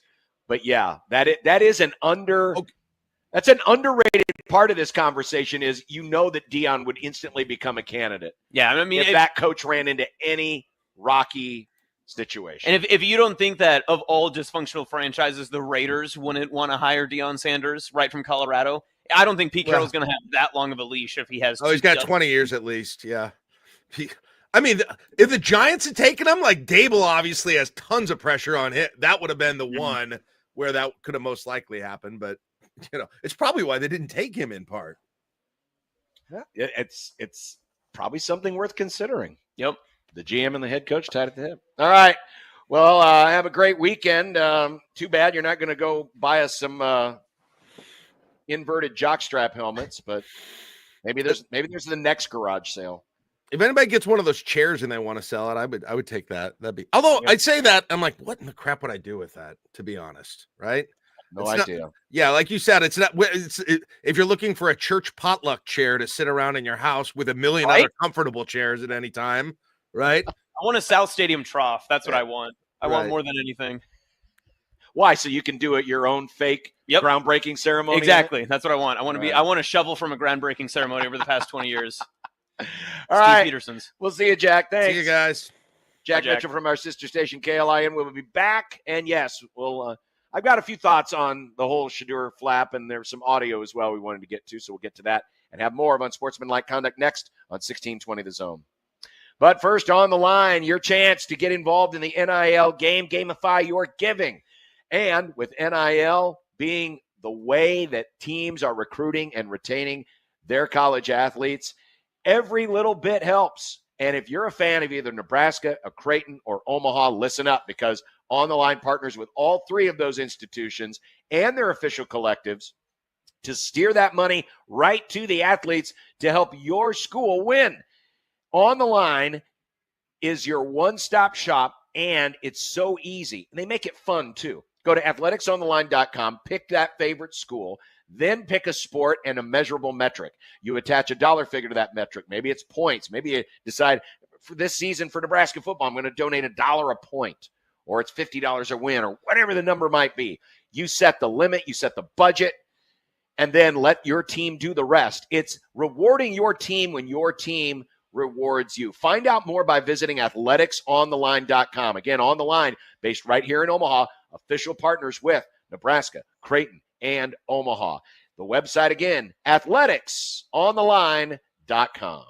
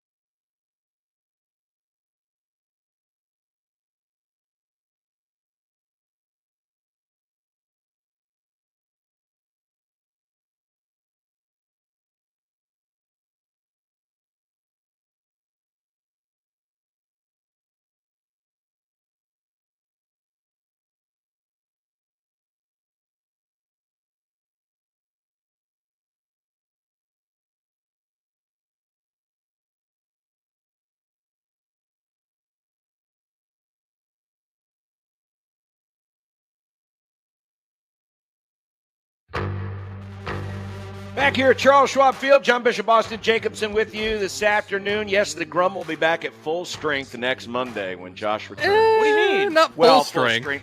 The people that are on the marquee. The Wow. marquee. Gotcha. Fair. Yeah, no. Sorry. I don't matter. Oh, tough. What? No, I said full strength. I'm not here on Monday. You know that. Oh, no, I'm sorry. I forgot. We're not back at full strength. Tough. Wow. I'm so sorry, Nick. I promise, Nick, I won't say that again the rest of the Grum. Yeah, tough look for I me. forgot you were gone on Monday. And I'm not Tuesday for Nick, by and the way. Wednesday. I'm sorry. I'm going to be in Jeez. the woods. What woods are you going to? South Dakota woods. Ah, nice. Very good. Yeah. I didn't know they had woods up there. You didn't? No. Hmm. Honestly, I think didn't. woods are pretty much most places. Okay. Arizona, known for their woods. I said most. Last night, here was Shedeur Sanders at his party, his legendary party, after he did not get drafted. We all didn't expect this, of course, but I feel like with God, anything possible, everything possible. I don't feel like this happened, for no reason. All this is, of course, fuel to the fire. And under no circumstance, we all know this shouldn't have happened. But we understand we're on the bigger and better things. Tomorrow's the day. We're going to be happy regardless. Legendary. That's going to be his catchphrase, isn't it? It is. Legendary. John, go to Legendary. his Twitter right now and just scroll and see all of his posts. I assume he uses that as his hashtag, right? No, he says legendary quite often. That's so his last post per Nick's email. Yes, these are all yesterday. Has not posted yet today. I'm built for whatever today may bring. That was at 1:52 p.m. yesterday. Legendary. Thank you, God. Failure is not an option. Okay. Legendary. April 19th, 2025. Legendary. Okay. Legendary. Be legendary. And legendary. And then on February Wait, 21st. are these all individual tweets? Yes. These are individual And also, legendaries. when Austin gave the date, the tweet literally says April 19th, 2025. He wasn't saying the date of the tweet. He was reading the tweet word for word. Yes. Verbatim, as the kids say. Well, certainly the coverage of this, none of it was surprising to me because all we have to do is look back at the last 2 years and all of the star humping that's been going on when it came to, well, incredible combination of words. I was there was another word I wanted to use, but I mean, all you had to do was watch College Game Day or Fox Noon Kickoff or any Colorado broadcast. I mean, it was Deion Sanders, Shedeur Sanders, and college football. That's what it was. I mean, it became a sideshow in and of itself. And there was so much of I call it the friends of prime, who, just could not get enough of it. And yeah, can't deny the ratings were really good. But a lot of that, again, comes from a couple of sources. One, yeah, you got people who are genuinely interested because maybe they were fans of Deion back in the day, or they're fascinated by the story. But a lot of it, too, is, and this is where most of it comes from, in my opinion, this is a family, this is led by Deion, that's all about the self-promotion. Yeah. That's all about coming up with words like legendary and trying to become bigger than the game itself. That, hey, you're here to watch me.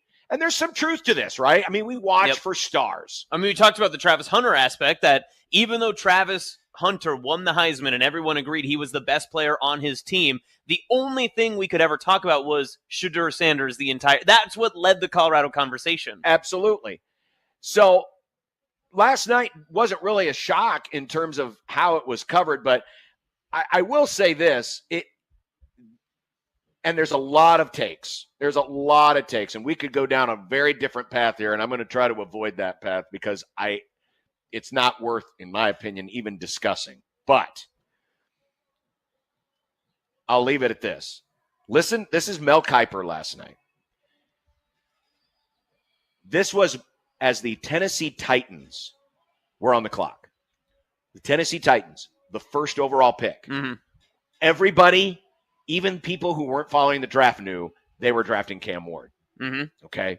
So in the run-up to the first moment of the draft, This is after Clay Matthews said the Bears still suck and, all the pregame falderall. And right before, when you would expect them to be talking about Cam Ward, here is what the conversation was. Cam Ward, I get it. The arm talent is undeniable. I understand that. He can be creative. He can escape. He can do things that Shedeur can't do. But if Shedeur gets an offensive line in front of him, the exact same thing I said about Tom Brady when he came in as a 6th-round pick. And for Giovanni Carmazzi from Hofstra went in the 3rd round because he was more athletic and more talented physically, athletically. Saw what happened there. When you look at Shedeur Sanders, everything you want an NFL quarterback to be, he has. Toughness in the pocket, unflappable. Final 2 minutes of a game. Look at the precise, accurate passing. Short. Okay, I could play the whole thing, but it goes on for another minute and a half. Yeah. But it gives you a taste. This is before Cam Ward is drafted. You would think, okay, now we're going to focus on Cam Ward because this is his moment. He's the number one guy. No. This was what they decided to talk about last night. One thing we forget sometimes when we watch events like this. You think it's, okay, we're here, we're covering an event, and we're here to react to the things happening in the event. But before they sit down in their production meetings, and what do they come up with? They come up with storylines. Mm-hmm. And we already knew that Mel Kiper was in the tank for Shedeur Sanders. So what did ESPN lean into last night? They leaned into what Mel had to say about Shedeur, and it was a thread line throughout the entire broadcast. I will maintain the people that were happiest last night that Shedeur Sanders didn't get drafted, or at the very least, didn't get taken until late. And, of course, he ended up not being drafted at all. But the people who were most happiest were not the people enjoying their Shedeur and Freude. It was ESPN, because that was their main storyline going into the draft, and it was able to carry them throughout the entire 4 or 5 hour broadcast. That's the unsung hero of the NFL draft, though, is that in the first round, once a marquee or premier player is picked, their storyline is done. Right. You don't have to bring them up until you're filling time on Friday and Saturday. Precisely. And so as soon as Shedeur Sanders started to drop and fall, every single pick was, well, who can come and get him? How far can he fall? Where is the next expectation of where he could be? And I want to make this argument too, and I don't want to get off of the Shedeur Sanders train too much, but is there a number 1 overall quarterback that we have seen in the past 40 years of general NFL draft media and preseason hype that will have less scrutiny and expectation on him than Cam Ward?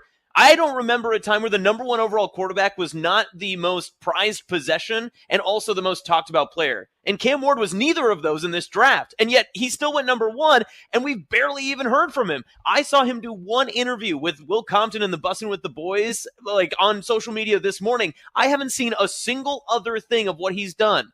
It's crazy to think that the number 1 overall pick is just floating by, and there's still more. There's going to be more pressure on Shedeur wherever he lands to be the starter than Cam Ward as the number 1 pick. I think there's a lot of things that go into that, and it's not just the Shedeur Sanders factor, but I also think it was a weak quarterback class. Everyone's been talking about being a weak quarterback class, which, funny, gets overlooked sometimes by folks when they go back to, well, what about Shedeur? Well, what about Shedeur? The problem was the whole class was weak, especially by recent comparison standards. Right. They had said it before, too, and I know McShay had referenced this, obviously no longer with the ESPN family of networks. Right. But McShay had said, if you put Shedeur in next year's class or the class in front of him, he's nowhere in a top 5 conversation of quarterbacks within either of those classes. No. It's one of those circumstances that, yes, the most polarizing player is in a position where teams obviously always need a signal caller, but because of where he was amongst all of the talent gap in this draft, that's where the main conversation came as to why he should be as highly rated and touted as he was. I want to take a break because we don't want to get too far behind here, and Kent's coming up in the movie club, but we'll come back. Tom Pelissero, who was the author of the article that got all of the heat yesterday regarding the anonymous source and what they had to say about Shedeur's interview and his character and blaming teammates, et cetera, and people went nuts on it. I thought Tom Pelissero had a really good take on this today on NFL Network. We'll get to that, and then we'll look ahead to tonight, and how far it could be. And later on, coming up in the happy hour, Austin and I will have our picks for winners and losers from last night. And I promise you, Shedeur will not be on either of my lists. Whoa, not a loser.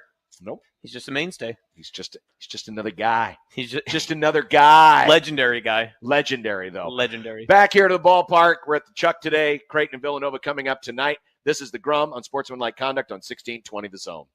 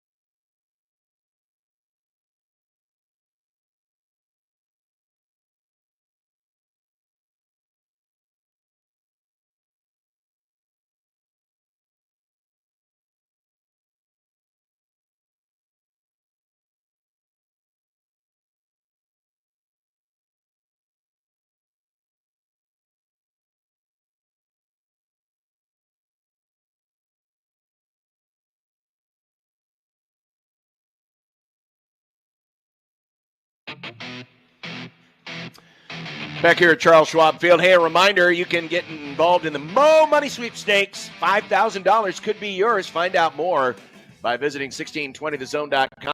Register, and you could win the Mo Money Sweepstakes. $5,000 brought to you by Saul's Jewelry and Loan and 1620thezone.com. I think there are a lot of things here at play when it comes to Shedeur not getting drafted last night. And I don't think many of them, or maybe any of them, have to do with all the takes that were out there. The anonymous scout, what was said, his brashness. I saw some people today said, well, he's not going to succumb to what the man has to say. He's going to be himself, and that scared NFL teams away. Really? You really think that's the case? Also, you think that NFL teams don't like a confident quarterback? NFL teams absolutely want a confident quarterback. Yeah. NFL teams want a guy that they think can go and win them football games. Mm-hmm. I think one thing that may have worked against Shedeur Sanders is, unlike his father, now his father, of course, we all know, Hall of Famer and legitimate, one of the great defensive players of all time. He was very brash as well in an era where there wasn't a whole lot of self-promotion. Mm-hmm. But the cornerback position is never going to be as analyzed as the quarterback position is. Right. And they're going to find and try to nitpick everything because you're the field general. You're the guy that's on, that's at the center of the storm. And any little small flaws are going to get found out. I also think that teams are a little gun shy as well. Yeah, there have been some reaches in recent NFL drafts. Think back to Zach Wilson. Trey Lance is my best example. 49ers trading up in the first round and picked him third overall. Where's Trey Lance now? He's backing up Dak Prescott in Dallas. I think there's some gun shyness as well when it comes to some quarterbacks.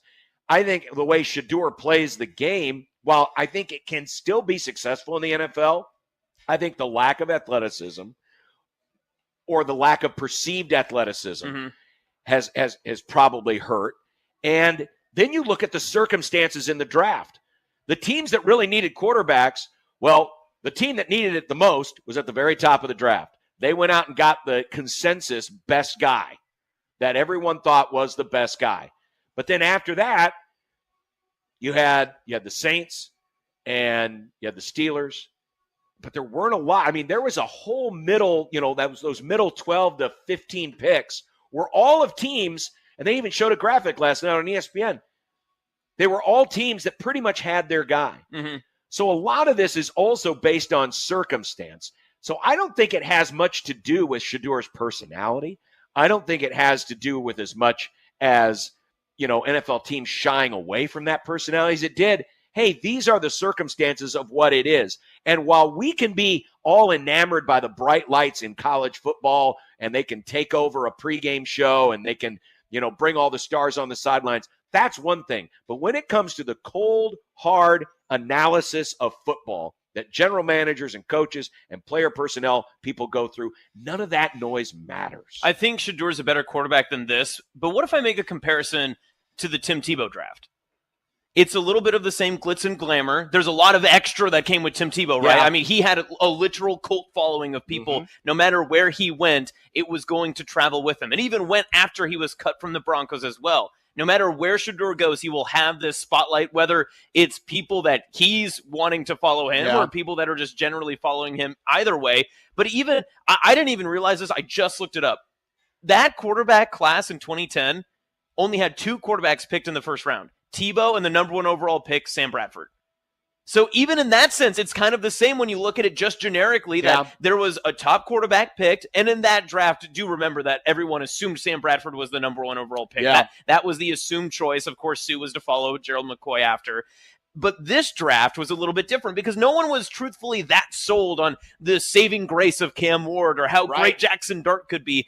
If it were the case, people would have been calling Tennessee left and right to go get Cam Ward. People would have been begging the Carolina Panthers to back out of 8 to go up to get Jackson Dart. Instead, you had teams waiting it out, seeing where the value could go. It's a little bit of cat and mouse in that sense, but I agree with you. I think a lot of this is not necessarily everything else that comes with Shedeur Sanders. If you're an NFL franchise and you believe that Shedeur can win you games, you would pick him and you don't worry about everything else. Because that's how it works at every other position, and especially in the NFL draft. You don't take guys off of your board because they come with the spotlight. You hope that they have a spotlight because that means they're a good player.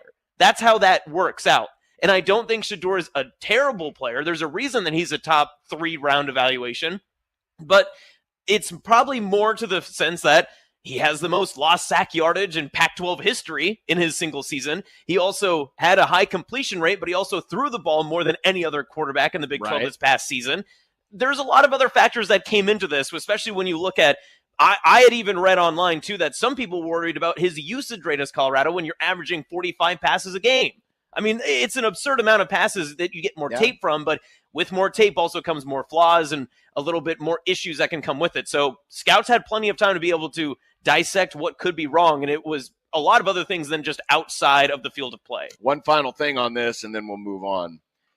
Of course, a lot of the steam yesterday and a lot of the resentment yesterday and the anger was coming from this anonymous scout, or actually it was an anonymous assistant coach in the NFL who gave his assessment of Shedeur Sanders, said it was the worst interview he's ever been through, that he blames his teammates. It was a lot of negative stuff in there. It was part of a very lengthy article put together by NFL.com and Tom Pelissero that they do all the time, and they get anonymous, surveys of quarterbacks and other positions from a lot of different people. So this isn't something that's a rare thing. It happens a lot so that you can get an honest assessment. Well, Tom Pelissero talked about it today on NFL Network, and I wanted to play you a bit of his answer because I think it sheds some light where a lot of people who just wanted to be mad because they were coming after a certain player that they happened to favorite maybe didn't see the bigger picture of,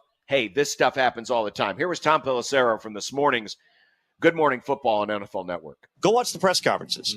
You'll be protected. You'll be insulated. You'll hear nothing but positive things about players and people. Everyone's awesome. Everyone's a first-round pick. Yeah. If you actually want to know what people think, you have to grant anonymity to get a blunt assessment in order to figure out how people within the league actually view our particular player. And listen, we can certainly have a debate. Again, I understand why you were triggered by a certain quote that was in a story, but like when you're trying to formulate what actually is the feeling about people within the league, you have to be able to talk to people and have them not pull punches and not hold things back.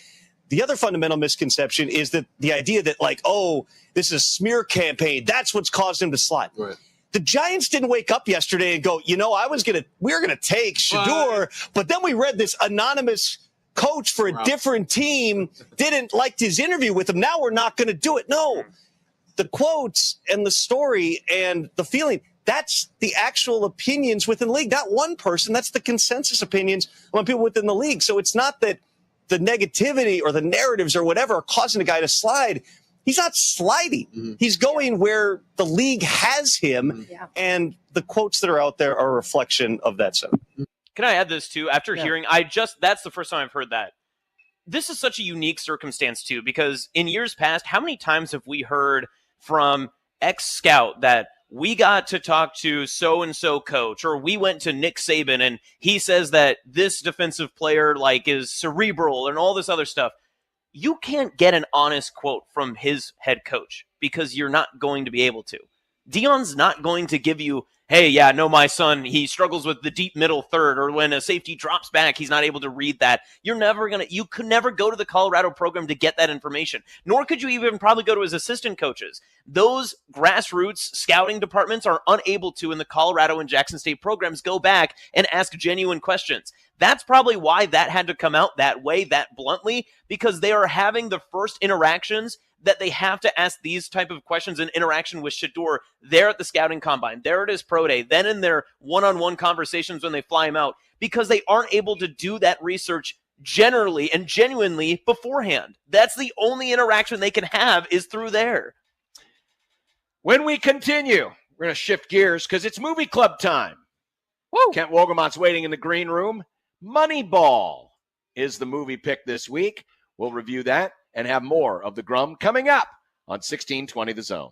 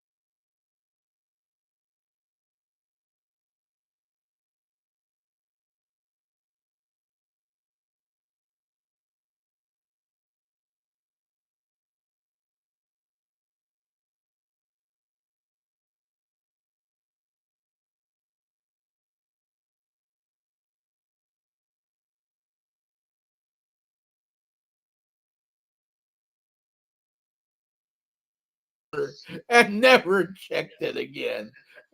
Because that's bad writing right there. That's why the magazines employ fact checkers, is because people like me don't actually pay attention to what we're writing. That's all right. That's what I'm here for. So. There you go. Thank you for All right, saving me. Talk to you later. See you later, man. All right, see you. Bye.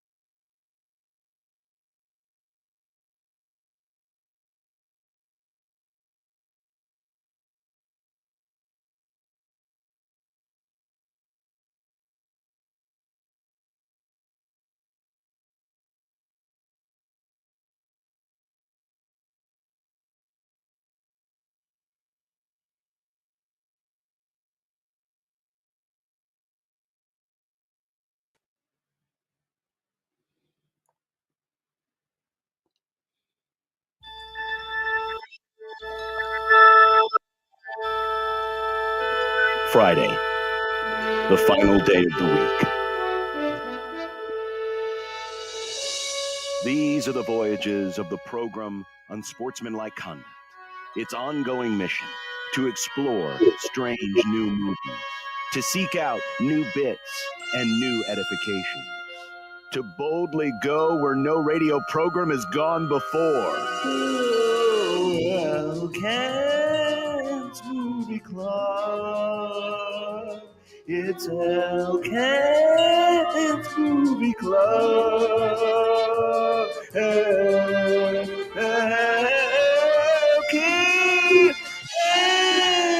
Movie Club. It's Elkent's Movie Club.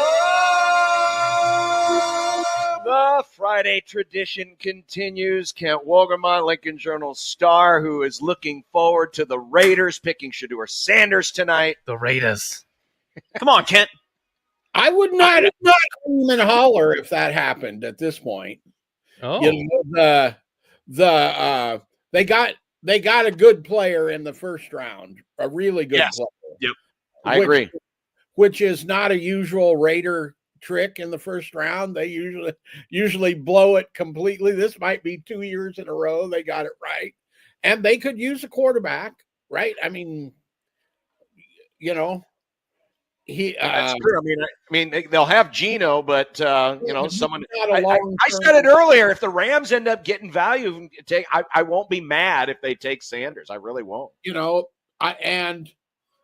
So I was, yes, I'm fine with that.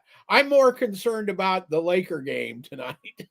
Oh, Well, let's see. It's 1-1, right? And they're going yeah, to 1-1, and that first game was troublesome because they came out and decided they weren't going to play any defense in the second quarter, apparently. It's like, are we just not going to play defense and let them score 37 points? I'll tell you, man, the NBA is praying.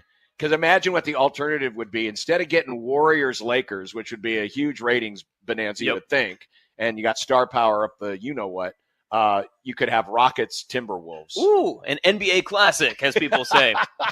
But can't you can see Shedeur being drafted, and then he just takes that old private jet right down to the Laker game right after. That wouldn't be bad, right? You can see that, no question. Exactly.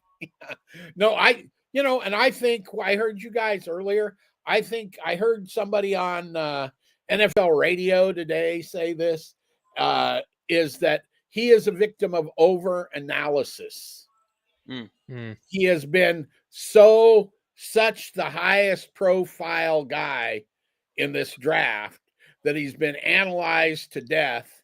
And these guys are saying he was a first round level pick, but because of circumstance, like John was saying, where all these teams that might have wanted a quarterback got their quarterback earlier, and he just slipped, or he didn't really slip. He just was victim of that analysis that had him down as a low first round, second round grade. Yeah. Yeah, that's true. I mean, honestly, I think there were only a couple of teams, the Saints and the Steelers, that were really viable candidates. Maybe the Giants, obviously the Giants, they moved in, but other than that, there wasn't a whole lot of demand. Well, there's also going to be a lot of teams still that are needing a quarterback that would rather wait out for the right quarterback than to just take a quarterback because you need one, right? Yeah. They know the value of what's to come. They know who's available on the trade market. They know that there's a Mr. Rogers hanging around in his neighborhood. And oh, by the way, next year's class looks to be a lot deeper. Yes, a lot right. And the speculation is that Mr. Rogers informed Pittsburgh that he would come there, and there is no announcement on it yet. Hence, they have no need to pick a Shedeur Sanders. Well, let's get to the movie this week. As I mentioned last week, even though it is honestly, it's not like we've had a ton of baseball movies in the last decade or so. We went through our phase in the 80s, 90s, early 2000s. We had a lot of baseball movies, but this is certainly considered one of the new baseball movie classics. But I had never seen it mainly because a part of it was timing, but also it didn't have the majesty of baseball. It wasn't like romanticizing the sport as a lot of other baseball movies. At least that was my impression. Oh, okay. That was my impression. I saw this more as a nuts and bolts. Hey, we're going to tell the story about Billy Beane and Moneyball. And so it kind of hit me in such a way where it's like, well, is that really going to be an interesting story? So that's main reasons why I didn't really have a desire to go see it. It's not like I didn't want to see it ever, but I just didn't have like a desire. And so the opportunity never came up. Well, lo and behold, we have the movie club. Saw it. It's like, you know what? This is a good time to pick Moneyball. So I picked Moneyball. Real quick synopsis. It's the story of Billy Beane, who developed the new age of analytics, kind of adopting from the old Bill James baseball encyclopedia, and just a different way of looking at players. The Oakland A's are a low market, small market franchise, RIP Oakland A's, but can't afford, to keep up with the Yankees. How are they going to do it? And so this pretty much tells the story of that first year of Billy Beane trying to rebuild the athletics roster in a different sense. And so it becomes the new age versus the old age, and it tells the story there. So there's your brief synopsis. Of course, it stars Brad Pitt in the central role. And I didn't realize this at the time, Kent, but the Jonah Hill character is not an actual person. It's more like, and we get this a lot in biographical movies, where it becomes either a representation or an amalgamation of several different people who kind of worked alongside the main character. But it helped kind of forward the story along by consolidating a lot of traits into one person. Yeah, you can kind of tell it's a way to be able to use one character to, like you said, just basically funnel a lot of information through that one person and be like, okay, we're going to take these 18 different trades, these 18 different stories that happened that are, minimal in the grand scheme, but important in this moment, into this guy, and we're just going to send it off. It also helped prevent the nuts and bolts from the story becoming just like a nuts and bolts pure analytic thing. It added character, literally and figuratively. So what did you think, Ken, of that? And then, of course, Jonah Hill is the one who's in that role. Interestingly enough, the previous movie that Jonah Hill did before this was called Get Him to the Greek. Oh, yeah. The comedy. And he was here doing a promotion for that movie in 2010 after they had completed filming of this, which came out in 2011. And so I interviewed him and ended up talking to him about a movie that I'd never seen, which was this one. And he said that the interesting things to me, first interesting thing is this showed he can actually act, right? There's not a comedic part at all. But what he was saying was that character was exactly what you're talking about. And that he was there to basically provide all the how do you say it? The ins and outs and context for what Brad Pitt was being credited for, right? And so you didn't have to put Brad Pitt's character through that, right? And he said so he had to like actually study up on this stuff and on baseball, because he said he really wasn't a big baseball fan. He didn't know who any of these names were or anything. Yeah. So he had to study up on this, study up on the analytics, and then go in and try to act against movie star Brad Pitt. Which I actually thought, interesting. One of the best parts of Moneyball is in like similar type of frame of movies. If you think of it in the same way that they have like kind of like The Big Short and like financial movies and that sort of stuff, or like not necessarily The Wolf of Wall Street, but like Wall Street, like those sort of things where things can go over your head quickly. This is about minutia, baseball statistics and different stuff. And if you don't understand baseball, I think you can still get this movie because they do such a good job of being able to explain it in general, but also give you the idea of like the emotional impact of the statistics of what they're looking for and the analysis and what they're going into. And they do it in such a good way that it feels like common language, the way they speak about it, despite it being in hyper-focused baseball terms. I'd agree with that. The other thing that I liked about this movie is that I do a top 10 and then 10 more every year. It was in my 10 more of the year 2011. So I liked it since it came out. But what I really liked about it, again, seeing it this time again, was two things. Number one, it's not full of baseball footage, because that's really not what the movie's about. I mean, it's Correct. baseball, but it's not about the games. That's number one. And I thought that was great for multiple reasons, including you don't have to have actors trying to act like they're athletes. So we've talked about that before. Most of the time it didn't work. The second thing is it stuck to the truth and didn't turn into a cliche. The A's don't win it all. Right. They still end up losing in the divisional round and never get to the championship series. Yep. But as I noted in 2011, that may not have worked for the A's that year, but the Red Sox stole it. And what was it? 2 years later, 3 years, 2 years later, won the World Series. And they acknowledged it, at the end, with the little slate at the end saying, yeah, the Red Sox who tried to hire Billy Beane away, and he decided, no, I'm gonna stick it out here in Oakland. Then they literally took Billy Beane's formula, as a lot of teams now have, and have adopted it to, a winning strategy. The storyline of Billy Beane and his background, because Billy Beane was a high prospect at one time with the Mets organization, but it never panned out.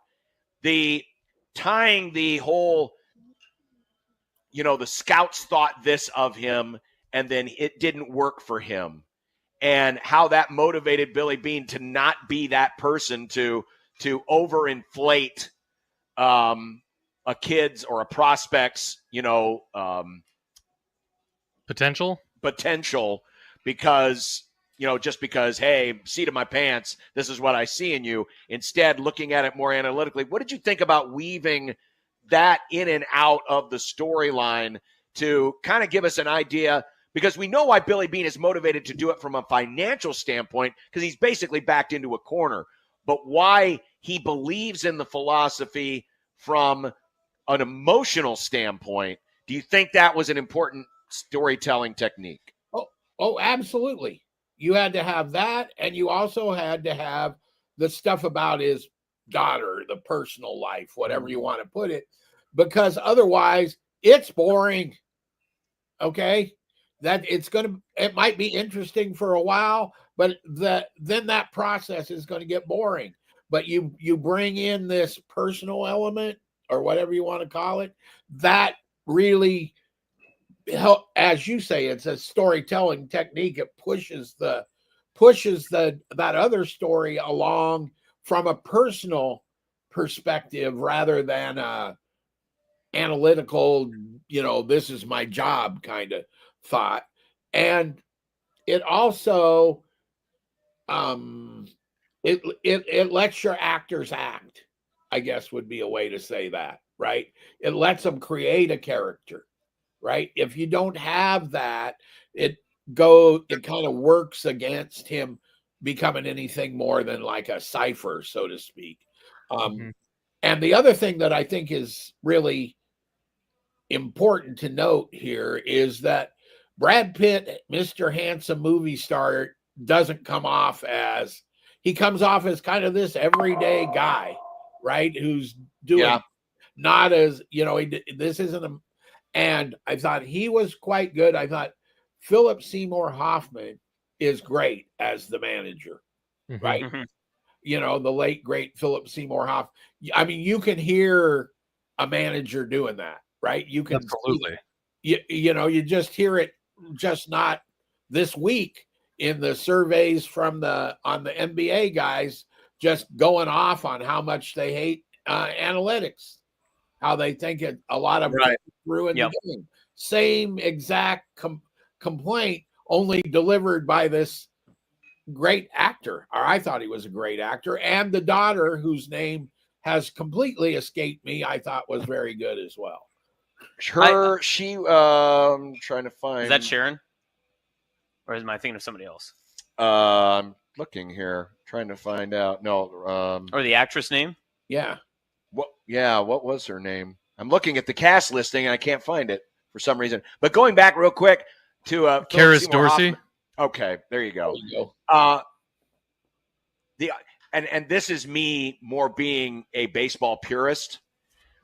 I didn't no problem with the way that Philip Seymour Hoffman played a baseball manager, but I don't know why I get hung up on this. He looked nothing like Art Howe. Yeah, I mean, Art Howe was more of a chiseled, a bigger guy. Philip Seymour Hoffman was kind of playing a stereotypical, the old baseball manager with the big beer belly and stuff. So that I had a small hang up with that, but I didn't mind it because, Hoffman did what he was supposed to do, and that is he's supposed to be the guy that's opposing this strategy from a baseball purist standpoint. And so I didn't have an issue with that side of it. I also do love Moneyball and the fact that you can look back at it now, and it has been long enough that a lot of these side characters have become huge movie stars in different sense.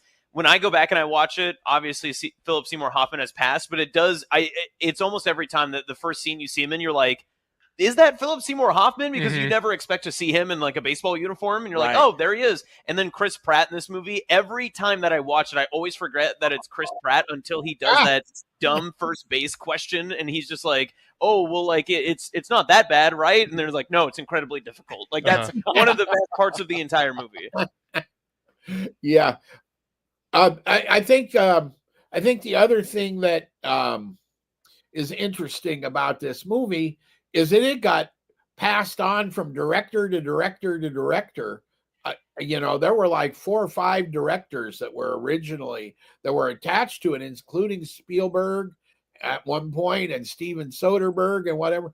And it ended up with the Brenton Miller, I believe his name is, Brenton Miller. Well, he had made this movie Capote just before this, which is a really, really Philip Seymour Hoffman again, really good drama when I saw he was attached to it, it's like, how can this guy make a movie about sports, right? Because it just struck me that was not his kind of thing, not knowing that it ended up being a perfect movie for him to shoot, which is about this kind of very narrow aspect that doesn't have anything to do really with the athleticism. This could have been a very, very different movie. You were talking about all the different directors. Sony originally had the rights to it until they put it on the shelf. And had it, I mean, there was a chance, and we just got done talking about Philip Seymour Hoffman. Art Howe was scheduled to play himself. Really? Oh, really? Scott Hatterberg and David Justice were scheduled to play themselves because they had since retired. And so the movie could have, and of course with Soderbergh, being the director, it probably would have taken a very different tact. It could have been a very different looking movie telling the exact same story had it gone through under its original or one of its original plans. And I wonder if that would have maybe taken away a little bit from the film to have so many of these people playing themselves versus how we ended up getting it. Because sure, David Justice, was a critical, Scott Hatterberg was a critical character, but they really weren't critical characters. They were kind of almost like parts of the set. They were like, hey, here's, these people were important, but the real story here is focused on Billy Beane in the fight to get this whole plan to go through. And so I wonder if that would have worked as well if you would have had some of the actual guys showing up in the film as themselves. And the other issue with that, I agree with what your kind of point there. The other issue with that is if they can't act, it takes you out of the movie so fast. It rails it, yeah. I love most of this movie. I like the idea of getting a ragtag group of guys together and taking on everybody else, and it works out. I love that kind of story. That's one of my favorite storytelling techniques or measures. I think the acting is really good. I like that even though it's not a comedy, like obviously the actors are very good at the comedic timing. That being said, every time I watch this movie that I love a lot, I always get hung up on Billy Beane's daughter because she is playing a song that the movie sets up as a song that she had written, when really the song is The Show by Linka. This song came out in 2008. This movie takes place in 2002. The movie was filmed in 2010. Why? Why did they do that? Why couldn't they find like a Sheryl Crow song or a song from 2002 for her to play? Why couldn't they just write her an original song? It wouldn't matter. If it was bad, it was bad, but who cares? A child wrote it. But if it was good, they also could have used that for marketing if they wanted to. Why did they pick The Show by Linka? Is it just because it's called The Show? Because people call baseball The Show? It bugs me because of the to no lyrical end. content. That's why it's the deeper message and meaning, Nick. You have to suspend your mind a little bit. It's Man, a movie. Nick, come on. I probably should have seen this coming, but I was genuinely curious what was it that Nick didn't like about this. But the fact that it's such a narrow little thing about music. Yeah. And that literally Now happens makes- at the now- end of the movie. now makes all the sense. Final I'm not- blackout scene where they put text on the Okay, screen. no, That's what Nick is hung up on. That isn't it. She does it throughout the whole movie. She does it throughout the entire movie. But the thing that bothered, like, I'm not like a super purist. Like, I prefer if a movie is set in a certain time period, I prefer that music in that movie is from that time period. But if you can make it work with songs that haven't come out yet, then sure. Or that wouldn't have come out yet in that time period. Sure, that's fine. But the way it was set up in this movie specifically just irks me every single time. The famous songs of that time, would you have rather had her end the movie with Complicated by Avril Lavigne? Yeah, that could have worked. Dilemma by Nelly? Or Chad Kroger's Hero? Would you have preferred those Well, instead? Hero already that was Spider-Man already, and I love that Lord song. forbid we put a different song into your 2002 movie. Our bad. I'm just saying, I don't understand why they picked a song from 2008 in a movie that takes place in 2002 but was filmed in 2010. Here, I just got done saying, Philip Seymour Hoffman looks nothing like Art Howe, but it didn't really bother me that much. And now Nick's going deep in the woods on a song that maybe 5 people recognize. She could have played "Soak Up the Sun" by Sheryl Crow. It would have been great. That would have worked. Would have added a full star for Nick. I'll add this, Nick. You hit a little bit of a point there, a little point that I want to get back to at the beginning of your argument. Okay. There is a version of this movie in an alternate universe that is a pure comedy. It's Brad Pitt and Jonah Hill, and they are like the Oakland A's, the and like they're just going around and they just stumble upon analytics, and it's a humorous way to tell this story. But they chose to do the more serious version, and I wouldn't be opposed to seeing the fully, curious version of this one, because even if you think about like even the scenes where he's like storming down into the tunnels and stuff, and Art is standing around every single which way, and he's going to cut a player, and Art's like, "How about my contract?" Like you can see these like semblance of scenes that are comedic in value if they do it a little bit differently or time it a little bit differently. There's a version of that would work, but I'm glad that it ended up the way that it did. This movie is also so quotable. It is such a quotable movie. Yes. I love that.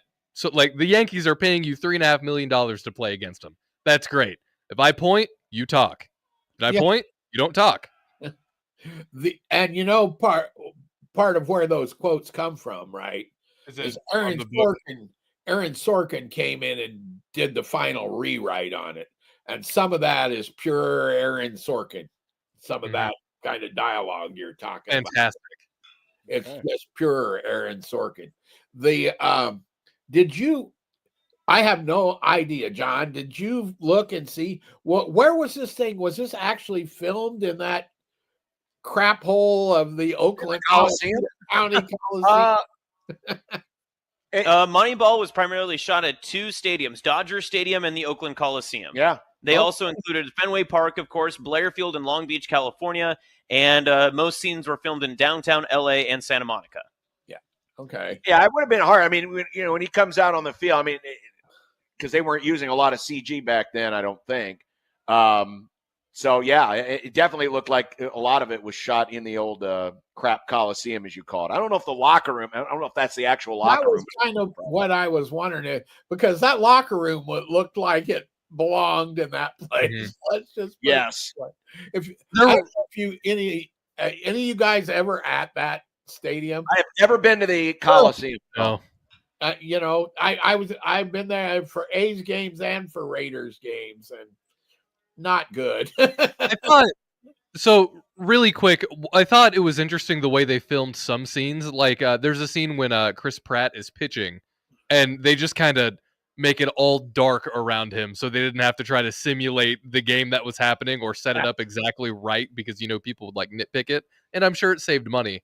I thought that was a really good way, because A, it really made you feel like you were kind of in the head of that character, but B, I'm sure it saved him money. I don't think you'd be too intimidated by the Chris Pratt fastball from those scenes. What do you think, John? Doesn't really look like a pitcher. Definitely not. All right. Well, that was Moneyball. It is on Amazon Prime, right? I was trying to remember where I watched it last week. Paramount Plus. Paramount Plus. That's right. Paramount Plus. You can catch it up there. Josh will be back next week, and he has chosen the next movie.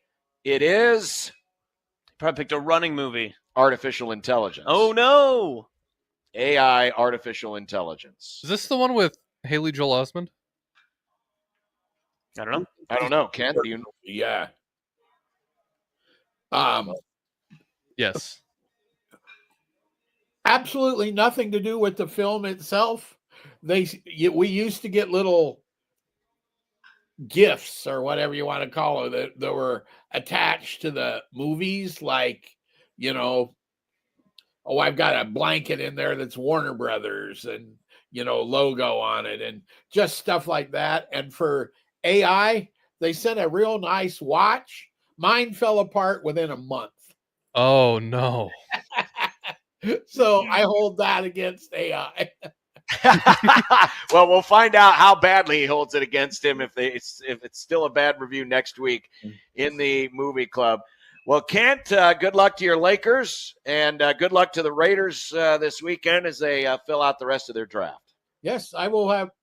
I will be engaged on the television this evening for sure. Absolutely, it'll be a busy night. Kent, have a great weekend. Thanks. You do the same. See you guys. Hi, Kent. There he is, Kent Wolgamott, Lincoln Journal-Star, AI, Artificial Intelligence, next week's movie. Josh, I don't think he said where. Paramount. Oh, it's on Paramount. Jeez, big Paramount boys on this show. We are big Paramount boys on this show. As you should be. Climb the mountain, as I say. Climb the mountain. All right. Coming up, a lot of other stuff we haven't got to. We'll get to our winners and losers from the draft last night, but Also, could this be the beginning of the untethering? Ooh, Untethering. What do we mean by that? We'll find out coming up on 1620 The Zone.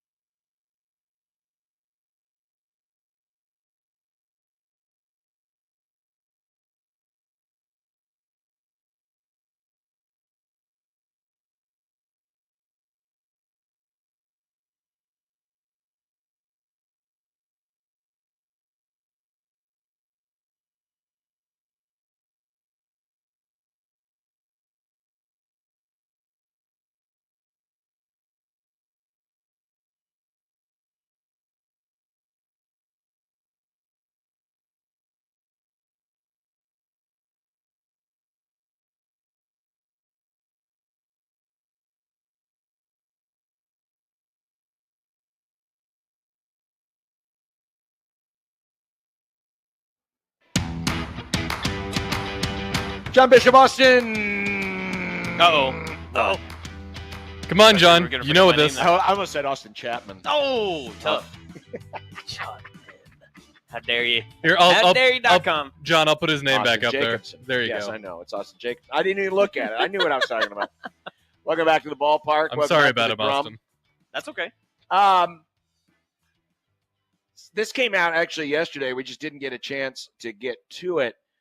But I have long talked here over the course of the last few years about what the future of college athletics might look like and how this may end up evolving because of the continued morphing from an amateur-based sport to a professional-based sport, from being tied up to, the Dallas Cowboys, for example, are not funding the Dallas Mavericks. They're not funding the Dallas volleyball team. Dallas Cowboys are a business. They are the Dallas football team. Well, Nebraska football, they fund the entire athletic department. The Creighton basketball team, they fund the entire athletic department. And a lot of the things that how this sport is evolving with, player movement and the possible unionization or employing of players, I sense that one day we could get what I've called the untethering.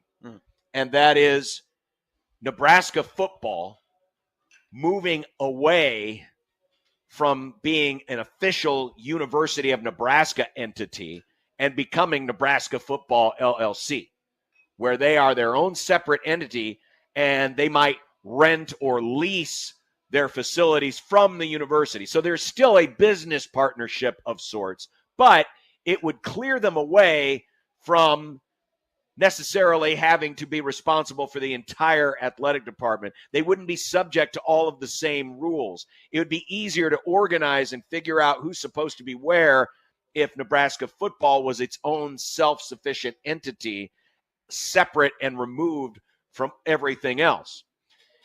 Well, yesterday, Kentucky is announced that they will ask its board of trustees to approve a plan to convert its athletic department into an LLC, a limited liability company. This would allow Kentucky to create a public-private partnership, raise funds, and handle expenses more like a business versus being what it is now, and that is it's an athletic department, which is a department of a university. This would create an LLC, which will allow them to, invest in certain things, buy real estate, things of that nature, in a way to generate more revenue for their department so that they can fund all of the things that are now coming online with playing players, for example. Right. Yeah, it's interesting. And on the micro scale, I have like a little bit of just it's a short little weird story, right? So my alma mater of college is the University of Nebraska Kearney, so the Lopers. One thing that's super unique about UNK athletics, that Loper head logo, and this is actually the case at a lot of places, the Loper head logo is not UNK's. It is the University of Nebraska Kearney athletic departments. UNK, the institution, cannot use the Loper head. Only UNK athletics can use the Loper head. Yes, because coming from the communication department and such, and the Antelope newspaper and all that sort of stuff, when you're a student, you just assume you could plaster it on anything. We received many an email from the UNK athletic staff saying, you can't just put this anywhere. It is not a University of Nebraska Kearney subsidy. It is part of the athletic department's property. You have to have written approval to be able to use it on certain equipment and such. Interesting. So it's a unique perspective in that. I don't disagree with what you're saying. One of my big gripes when it comes to, especially from the Nebraska side, like you had just mentioned, football in itself, I think Nebraska football should be a Big Ten entity, right? Like, it should be a part of one of the premier conferences across college football. It should want to be tied to that sort of prestige. But Nebraska baseball feels more like a geographical nightmare. And I'm not saying in terms of competition or prestige and everything else. Yes, Nebraska volleyball would love to be in the Big Ten as well. But in terms of what the baseball program for Nebraska would probably prefer, shorter trips, more regional opponents, and an ability to be able to play teams that are closer to itself, it would likely like to tie itself away from the football program to be able to get itself into a better situation in terms of its own finances, in terms of how much money they have to spend and everything else. And if you're able to work your way away from the university standard and where you have to be tied in with everything that comes into joining a Big Ten conference in terms of academics and how many programs you need, it's not a bad idea to take your athletic department and, as Patrick Starr once said, move it somewhere else. So this is the first. I'm sure it won't be the last, but, everyone is trying to find ways to fund this new world order because these are budgetary expenditures that have never been budgeted before, actually paying the athletes. And with that's going to come a lot of a great expense. We talked about it yesterday, the idea that there might be a $40 million roster going on in college football.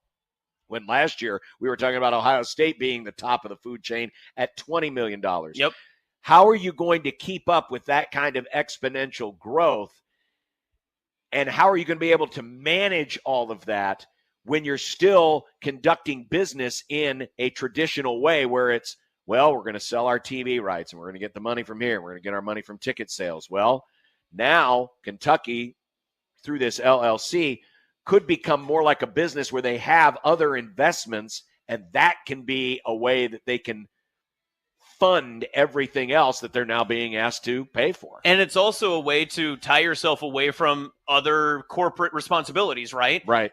Famously, the University of Nebraska is tied to a certain type of soda product. What if the University of Nebraska cannot get out of said contract, but a certain sport that attracts, 90 to 100,000 fans into its arenas every single Saturday between two different athletics are able to then pitch, well, why don't we just put up a little bit of a marketing campaign to see which type of product we'd like to serve more. And then it's a bidding campaign against the two. So that way you can be the benefactor of how much money you can absorb in that sense, right? You're not tied to contractual obligations because you've already written one that was 20 years old and have to stick to that product. That's obviously a different example, but it's part of that process too, where you can pitch yourself as the product rather than having to say, well, everyone's got to be tied together and it needs to be included into the university itself, because that's where things get tricky. If it's the same thing that's served in the library, it has to be the same thing that's served at Memorial Stadium. Well, we'll see where this ends up, but don't be surprised if Kentucky is joined by many others, and it could only be the beginning of what I have called the untethering. Coming up, the College Football Playoff Committee has broken up their meetings this week. And they didn't have much to talk about, did they? They didn't have much to talk about. They didn't decide anything either. They but came for the lunch platter and walked out. They did. They got the wine and cheese, and then they took off. But maybe there is room for compromise. We'll discuss that. And still to come, the happy hour, which features our winners and losers from day one of the NFL draft. We will be back. It's a One Beer Friday. Keep sending us those picks, and we'll retweet as we get them. Use the hashtag One Beer Friday. Whatever it is you're drinking this weekend, send it to us. Use that hashtag JCheck Construction Zone Twitter page at USC 1620. And we are back with more of the Grum right after this on 1620 The Zone.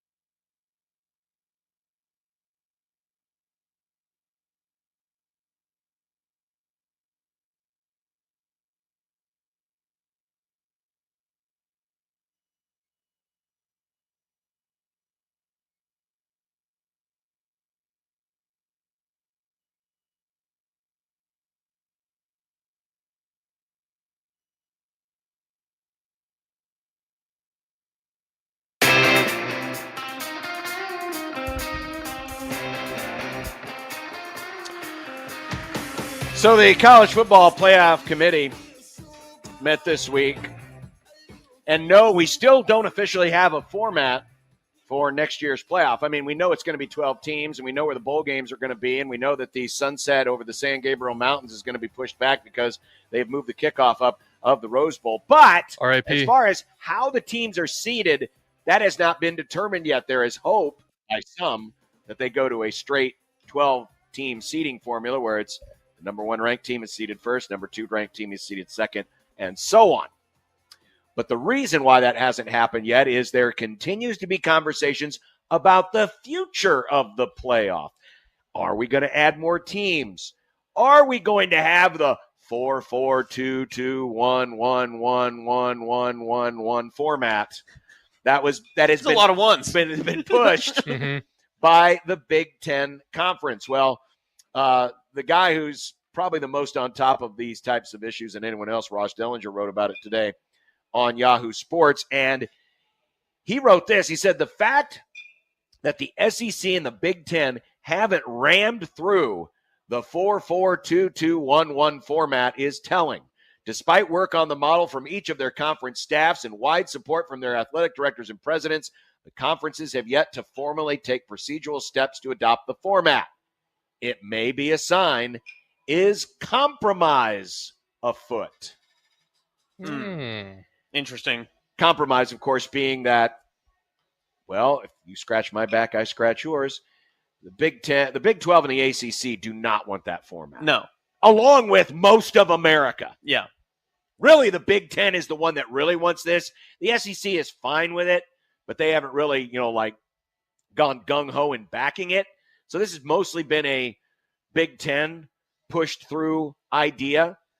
But the idea of doing this versus right now, if you want to make anything happen, it has to be a unanimous vote. It's got to be a unanimous vote. So if you want to change the seeding this year for this final 12-team playoff, you've got to get it through unanimously. Well, Big 10 or Big 12 and the ACC are saying, well, we're not going to give you this unless you promise not to give us that. I still believe at the end of the day, this is not going to go through. There is way too much public resentment to this plan that even the arrogance of the Big Ten and the SEC aren't going to get it through. I don't know if public perception really determines how either of these conferences feel, right? Because you would think, yeah. I mean, truthfully, to be fair, they don't have a cold-hearted leader like Kevin Warren still at the helm. Yeah. So that they do have a functioning human being to be able to run the Big Ten Conference this time. But I still don't think the Big Ten and the SEC are the powerhouses of all powerhouses, right? They're the mitochondria of college football. All they ever do is run and churn out more product, and they are flexing their muscles on everyone else, and Lord forbid anyone gets in their way. I've always felt that, and I think we feel it even more now, especially as the college football playoff continues, and you hear their head coaches speak up a little bit more, and you hear guys like Matt Rule say, we should have automatic qualifiers. There should be a minimum of this many teams in our programs and our conferences to be able to advance and move on. I think the arrogance carries them so far because not only do they believe it, but I think they believe that most of college football agrees with them too, because there will come a time, and maybe it was this past season a little bit with Indiana and such, but even with Indiana in that conversation of who should get in and who shouldn't and how many teams should be in on both sides of these major conferences, there was a little bit of a part, and specifically with the Hoosiers, where they said, well, it's a Big Ten school. They should be getting some of the appreciation despite them being not a powerhouse school or traditional program that competes for national championships, that because they're in the Big Ten, give them the benefit of the doubt. There was some inklings of that. There were plenty of others on the other side said that, who did they really play? But no one really overtly questioned Indiana's resume, especially when it came down to the final weeks of the season where you're determining the last few spots, comparative to the ACC with a team like Miami. Miami's a much bigger brand than Indiana will ever be in football. And no one was making a pitch for Miami to get in over Indiana, but yet somehow, some way, there was still, everyone just agreed, yep, Indiana's kind of the way to go. We have to put them in. How could we not put them in?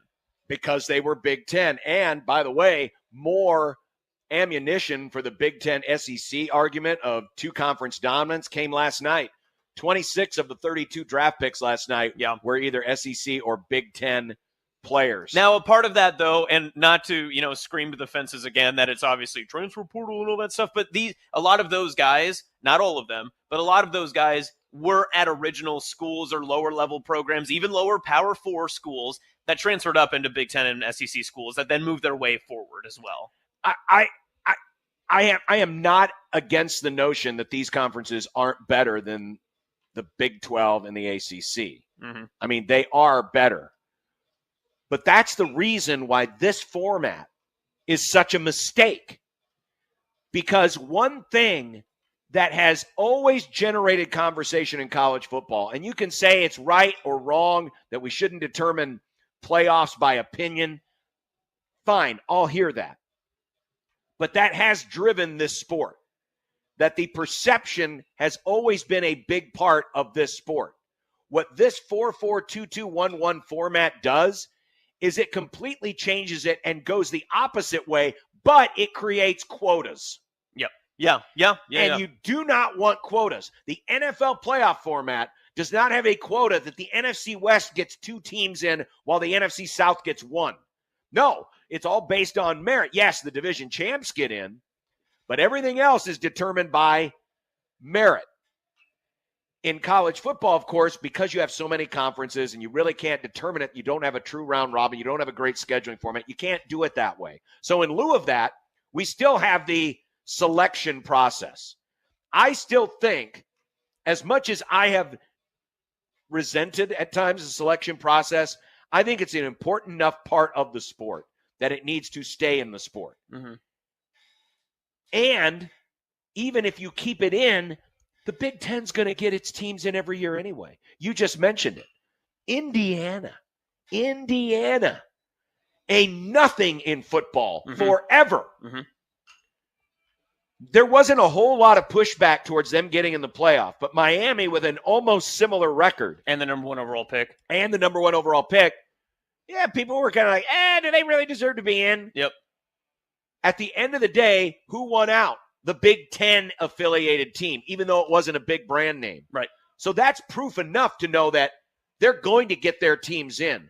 Why create a model where all of a sudden you have devalued your conference championship, and now you're looking at who's in 4th place?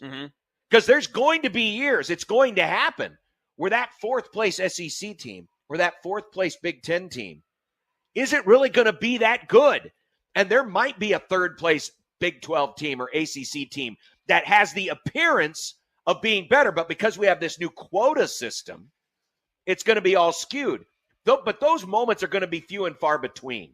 So I still think there is a room for a selection process, and we don't have to overcomplicate it. There was one other thing that was proposed. Of course, Rich Clark is the head of the CFP, the executive director.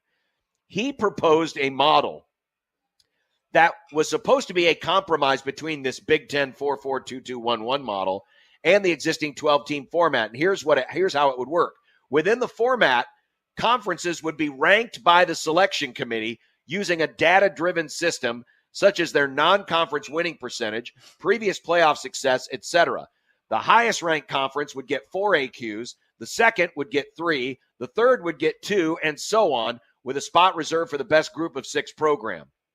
So now what he was suggesting, and by the way, there's not a lot of momentum for this, so hope it doesn't sound like that's going to go Sounds through. like a whole lot of net ranking to me. It sounds like a whole lot of net ranking, and now we're all of a sudden looking at conference rankings. And see again instead of team rankings. Yep. We're not even getting the conferences to play each other, John. Exactly. That's the problem.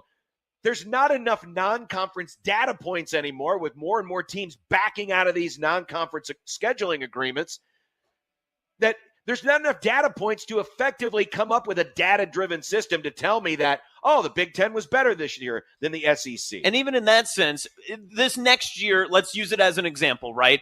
Alabama will play Wisconsin. Is that a fair comparison between putting up what could be maybe one of the top 4 teams in the SEC to a middling to below average Big Ten team? Oh, wait, we got to rate the SEC better because they have more head-to-head wins non-conference-wise. It's not like we're putting apples to apples. We're putting apples to kiwis, and we're trying to compare the two against each other with this model. Now, I know what they're trying to do, because then their argument will be, well, the SEC beat the Big Ten, but the SEC played more FCS schools, so that, averages out. It doesn't, because then we still pick 1 or 2 games to determine the entire field.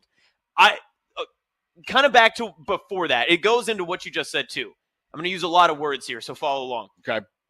Are we subconsciously making a talent gap assumption between the SEC and Big Ten and every other conference in college football when we make these arguments? Because we don't have the head-to-heads to compare. No. And there's no way to do that other than the NCAA or these conference schools agreeing to tie-in games of non-conference where you say, you will play these schools.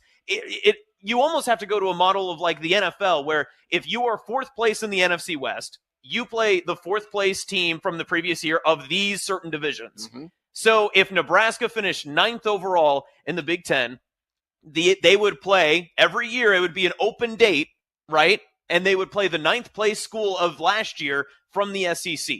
It's probably the only way you could get comparable non-conference head-to-heads in this model. And they're never going to do that. No, because it would be pointless. You would have so many neutral site games. Everyone would complain that they lost a home game and the revenue, and then you wouldn't be able to make your money back, and then the travel, who's going to pay for that? You get into all these arguments, and everyone wants a say into everything, and everyone will defend their own as they should, but no one will take a step forward and say, yeah, we'll lay on the sword. Yeah, Kentucky will travel out to Nebraska and be able to play in Lincoln. We'll lose one of our home games just because you told us to. Thanks. We appreciate that. Well, again, this other model from Clark, that's not going to go through. But there is apparent an effort to try to compromise. I think the easiest solution at this point is forget about your automatic bids. Give your automatic bids to your conference champions and let the committee decide. Guess what? The committee is going to side with the leagues that want the bids anyway, or think they deserve the bids anyway, 9 times out of 10. Again, because they're assuming the best teams are the most talented teams. Bingo. And again, where we ended up last year with 3 SEC schools competing with 1 spot and the other school being Miami, they had a 9-3 South Carolina that some people were pounding the table for, saying they are more competitive than the 12th team that you could put into the playoff right now. Some people were even arguing that they should petition to take Arizona State, a team that almost, took down one of the teams that was in the Final Four to the end. And they said, let's put in a 3-loss South Carolina instead. Okay, coming up, we're going to look back at last night's NFL draft. I have a list, and I think Austin has a list too, of winners and losers. Who were the winners? Who were the losers last night? And we've got content also coming up, as well as my interview with Garrett Lango, Creighton closer, as we're watching some BP right now. It's Creighton and Villanova tonight here at Charles Schwab Field. We'll have the coverage all weekend long on our sister station, 1180 The Zone. But for right now, we will be back and have more of Unsportsmanlike Conduct next on 1620 The Zone.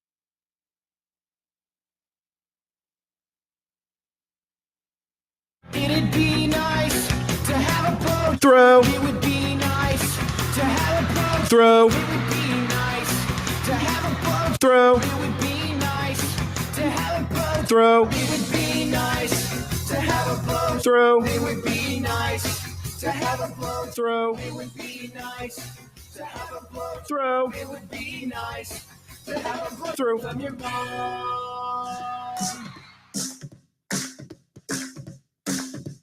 I drank beer with my friends.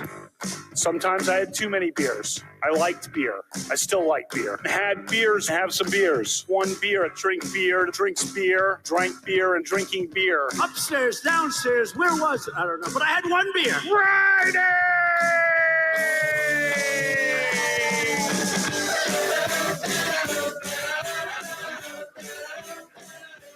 We probably have Beer Center each week. Ralph Club, biggest contributor.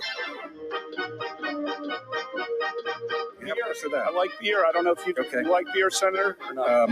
What do you like to drink? Next week. I had one beer. Friday. Yeehaw! Hanging out and having some beers with friends, which I gladly do and which I fully embrace. Well, you think it was... Nope, there was one beer. Friday.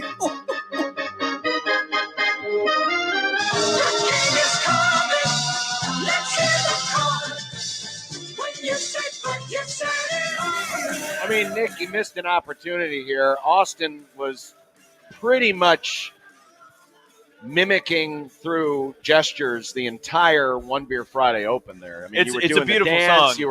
You were, doing kind of modified sign language to the lyrics. Oh, It's called I'm Yaz sorry. Hands, as the kids say. Yes. It is a One Beer Friday. Woo! It is. Send us a pic of what you're drinking. Use the hashtag One Beer Friday. We need to really make One Beer Friday great again. We do. It's kind of lost a little momentum recently. Now, part of that has been, you being gone forever. People being gone, yes. People Josh, say the Grum's not at full strength. Josh. whatever By that the means. way, one thing we need to confront Josh Saying it about will on be at Monday, full strength when I'm gone. I think Josh was sandbagging us. Remember when he was talking about, oh, my hamstring, I'm not going to be able to. He was basically acting like he was going to limp to the finish line. Yeah, he's doing a bait and switch. And he still finished in under 3 hours. Yep. So I think he was sandbagging, which means he's also sandbagging about, well, I shouldn't drink beer when I'm training. Nah, he might as well just drink until seriously. Just drink until he's drunk. Listen, I ran on last Saturday, and I had 4 beers that One Beer Friday, and I felt great. I did 10 miles. It's no 26.2, but I did 10 miles and felt pretty good about it. There you go. So we need to make One Beer Friday great again. You can make One Beer Friday great again. Send us a pic of what you're drinking. Use the hashtag One Beer Friday. Send it to us. JTech Construction Zone Twitter page at USC 1620. Nice. Round 2 is coming up here. Does it usually start at 6? I thought it was a 7 o'clock, but I wonder if Green Bay, they probably want to avoid all the DUIs that could happen if they start later. So they were probably wanting to ease it up just a little bit sooner. If they were wanting to avoid DUIs from the draft last night, you should have been looking at Adrian Peterson. Yeah, that was a DWI late night. Yikes. And he was at a Vikings draft party. You can't keep bringing him back. He's at too many teams. Unbelievable. Let's look at some winners and losers from last night. What do you want to start with? You want to start with winners or losers? Is it better to lose first or win last? I like to win. Well, if you win last, it usually means you've won a championship of some kind. Then we have to win Usually. first, because that usually the losers of last season are the winners of the NFL draft, right? I feel like that's an appropriate place to start. Well, let's start with the losers then. Okay. So you want to start losers? Okay. Let's start losers. My first loser is Ohio State fans and Cleveland Brown jersey sales. Do you know why? Oh, okay. So Ohio State fans, who are also Cleveland Brown fans, not only did your team not select to pick Travis Hunter, who you had the prime opportunity to at number 2, but you also drafted your main rival and adversary over the past 3 seasons in defensive tackle from Michigan, Mason Graham. Now, an underrated part of this story as well, Mason was also the player in the big scrum that happened on that fateful Saturday in the shoe, who called your own Captain Jack Sawyer the P word, who incited a riot inside of the horseshoe itself. So I am starting to think that maybe Cleveland Brown fans will not be buying the whatever jersey number of young Mr. Mason Graham. Well, I mean, how many people wear unless you're an Aaron Donald, how many of you are wearing defensive tackle That's jerseys true. anyway? If you're right. No one ever bought a number 90 jersey for the if you're Detroit going to be Lions. wearing, you're going to be wearing a if you're going to be wearing a jersey of a star defensive player, it's usually going to be that guy that's going to be lined up to as either left or right. That is true. You're not incorrect. But again, your jersey sales, imagine all the 12s they could have sold, John, if they had Travis Hunter right there in cold Cleveland, Ohio. Well, stick a pin in that because we'll get to that in the winners in just a moment. My first loser, of course I'm going to pick the Dallas Cowboys. Why wouldn't I pick the Dallas Cowboys? But why would you pick the Dallas Cowboys? Smiles and glory holes. Not that Tyler Booker is a bad player. Mm-hmm. He only allowed 1 sack in his entire career at Alabama. But the problem with this pick is it came way too early. Mm-hmm. Way too in a lot. Booker was the 48th ranked prospect on the PFF big board. Interesting. I saw other big boards that had him somewhere in the 30s. The Cowboys picked him with the 12th overall pick. Then there is also this. I saw this tweet this morning. In the last 5 years, only 4 of 35 first-round drafted offensive linemen played a majority of their snaps in college at the guard position. Ooh, most interesting. of the 31 of the 35 first-round offensive linemen in the last 5 years played more at tackle than they played at guard in college. Because as you know, in the NFL, sometimes a really good offensive tackle in college ends up being an offensive guard in the NFL. Why the Cowboys decided to reach this far. They could have gotten value for this pick or pick someone who was higher up on just a overall. I have no doubt that Tyler Booker, obviously he was their number 1 offensive lineman. Yep. One of available. Yes. Number 1 available. But they could have gotten him at a much better value. So again, it's not a terrible pick. And this is a franchise that has drafted well. Especially the offensive line. Though they have never done that and turned it into championships. But that's another story. Don't tell Josh. I won't tell Josh that. Oh, actually, I will. I tell him that every day. But this was a reach. They didn't need to go this high with this pick. So I have the Dallas Cowboys on my list of losers. Well, okay. Whenever you get a chance to dunk on the Dallas Cowboys, you absolutely can. Second loser for me will be all NFC East quarterbacks that played the Giants. That includes a young but getting older Dak Prescott because Abdul Carter has joined the New York Sack Exchange blue version. Good for them. Kayvon Thibodeau, Dexter Lawrence, Abdul Carter. That's pretty scary. And if you consider the fact that the Giants are one of the worst offenses over the past 4 years, and they just drafted a rookie quarterback, NFC quarterbacks are going to have to play a lot against this defense. And if they have to pin their ears back, I would not want to be on the opposite side of, again, the New York Giants defensive front. It's pretty good, and especially if Carter ends up being the player I think he could be, that's a dangerous, dangerous front four for sure. Well, I'm going to stay with the Giants for my next loser. My next loser is Tommy DeVito. Oh, no. Oh, for why, John? Well, think about it. You should really say for Italians everywhere. Well, you already have Russell Wilson and Jameis Winston, and then what did the Giants do? They drafted into the first round to pick up Jackson Dart. There's not going to be any room for Tommy Cutlets anymore. No, but the chicken. The chicken parm. The chicken parm is going to have to go somewhere else. More like chicken harm.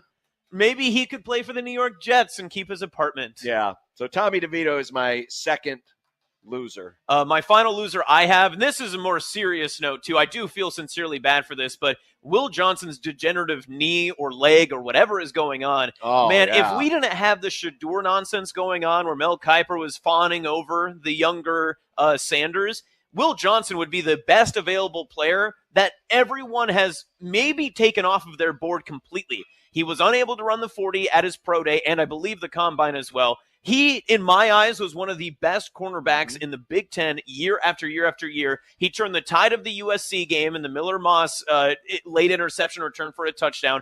And all told, I know we talked about Mason Graham earlier. I thought Will Johnson was maybe one of the most sound defensive players that you could have picked coming out of the season for Michigan and for college football in general. I'm very sad that he continues to fall down those draft boards. I'm hoping he can turn that career around. I was actually expecting Denver to take him with their pick in that middle first round. Yeah. Whoever gets him, if healthy, is going to look back on this and I think have a steal and potentially the defensive rookie of the year if he can play this year. Okay. My third loser is the NFC South. Okay, do now, tell. I thought the Falcons did okay. Hard to believe that they had never taken a first-round pick from Georgia, but they did. They got Jalen Walker, and that's a good pick. But James Pierce was not worth the first-round price for next year. Mm-hmm. He was 7th on a lot of draft boards in terms of edge defenders. They could have gotten somebody better, or if they really wanted Pierce, they probably didn't have to pay as high a price to get him. The Saints, they got a good offensive tackle in Calvin Banks, but I think they could have done better given their number 9 slot. And no, this is not a Saints should have drafted Shedeur Sanders, but I think there could have been better players out there that could have filled some positions of need.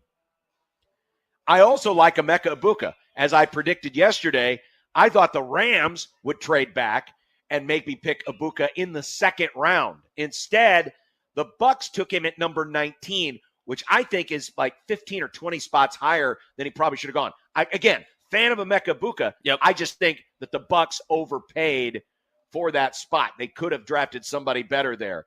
About the only pick I really liked, at least in terms of fitting what a team needed, was Carolina. Thank you. Let me hear it. Tet McMillan going number 8. I thought that was the best pick of the day by an NFC South team. So my next loser is the NFC South. How many more losers do you have? Do you have another one? I have no more losers. Okay, I'll give you an. I did have an honorary loser. I have an honorable mention loser as well. All right, go ahead. My honorable mention loser is Darkness Retreats, because the roar of the crowd that came off from Aaron Rodgers not being able to have a receiver drafted after years of begging, and then all it took was one draft to happen in his favorite city in America, Green Bay, Wisconsin, to be able to get out there and finally have a receiver pick. That's all he ever wanted, and it came instead for Jordan Love.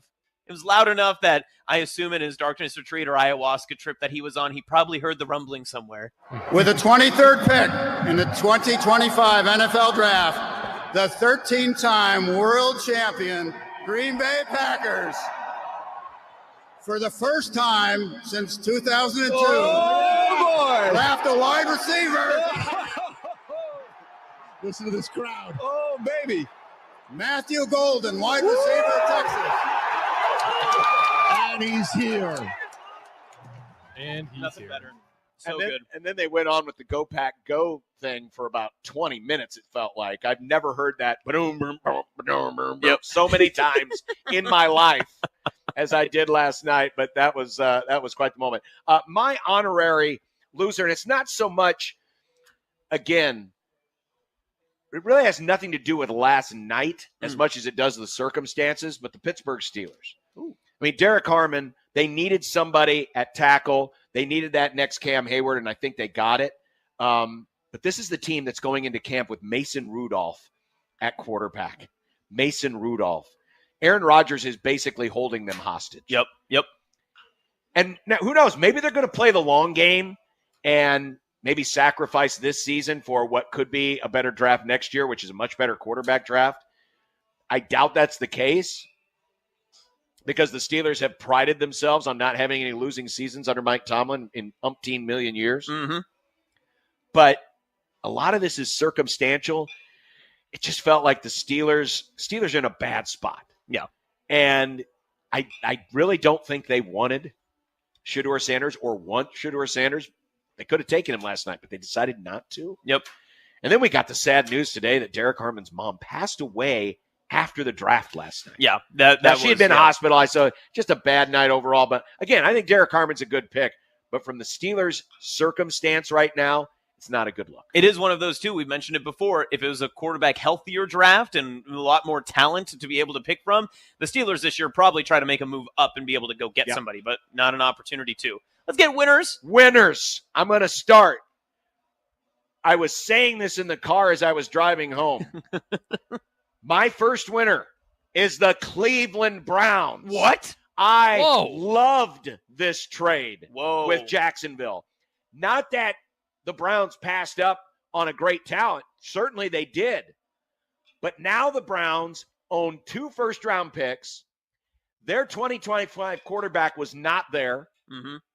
If they want a quarterback, next year is a much better draft, and now they've got the capital to work with it. Mm-hmm. Garrett Nussmeier next year, Drew Aller, maybe even Arch Manning. It's a pretty deep class in the middle as well. Also, they got Mason Graham, who's a really good defensive tackle, maybe the best one on the board, to line up next to Myles Garrett.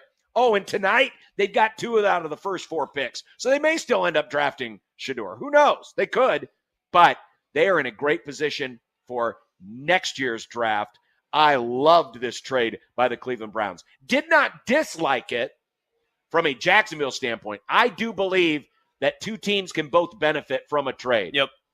But I really loved what Cleveland did last night because now they've got some capital to work with next year, and they got better on defense at the same time. If we get time for an honorable mention winner, I'll tie into that one. All But right. my winner, Short Kings, John. Short Kings. Nice. Short King. Bryce Young at 5 foot and 10 inches tall finally got his tall target he's been wanting his whole life. A 6'5" receiver from Hawaii and Arizona, and Tet McMillan, because that is what the Carolina offense is. Are you ready for your Panther minute here on 1620 The Zone? I guess. Because have the no choice. Panthers did not need an offensive lineman in this draft, like Mr. Michael Severe tried to tell me on Monday. I didn't want an offensive lineman, and I'll tell you why, because the short passing game is what they want to do. Quick timing and be able to get the ball out. McMillan had a little bit of issue at Arizona, not being able to get off of his separation, but he can high point the ball, and his catch radius was better than anyone else in this draft. I said it on Monday on this show. I said it all leading up. If he is the number 1 receiver on your board and you want to stay at 8, you take the receiver in which you want.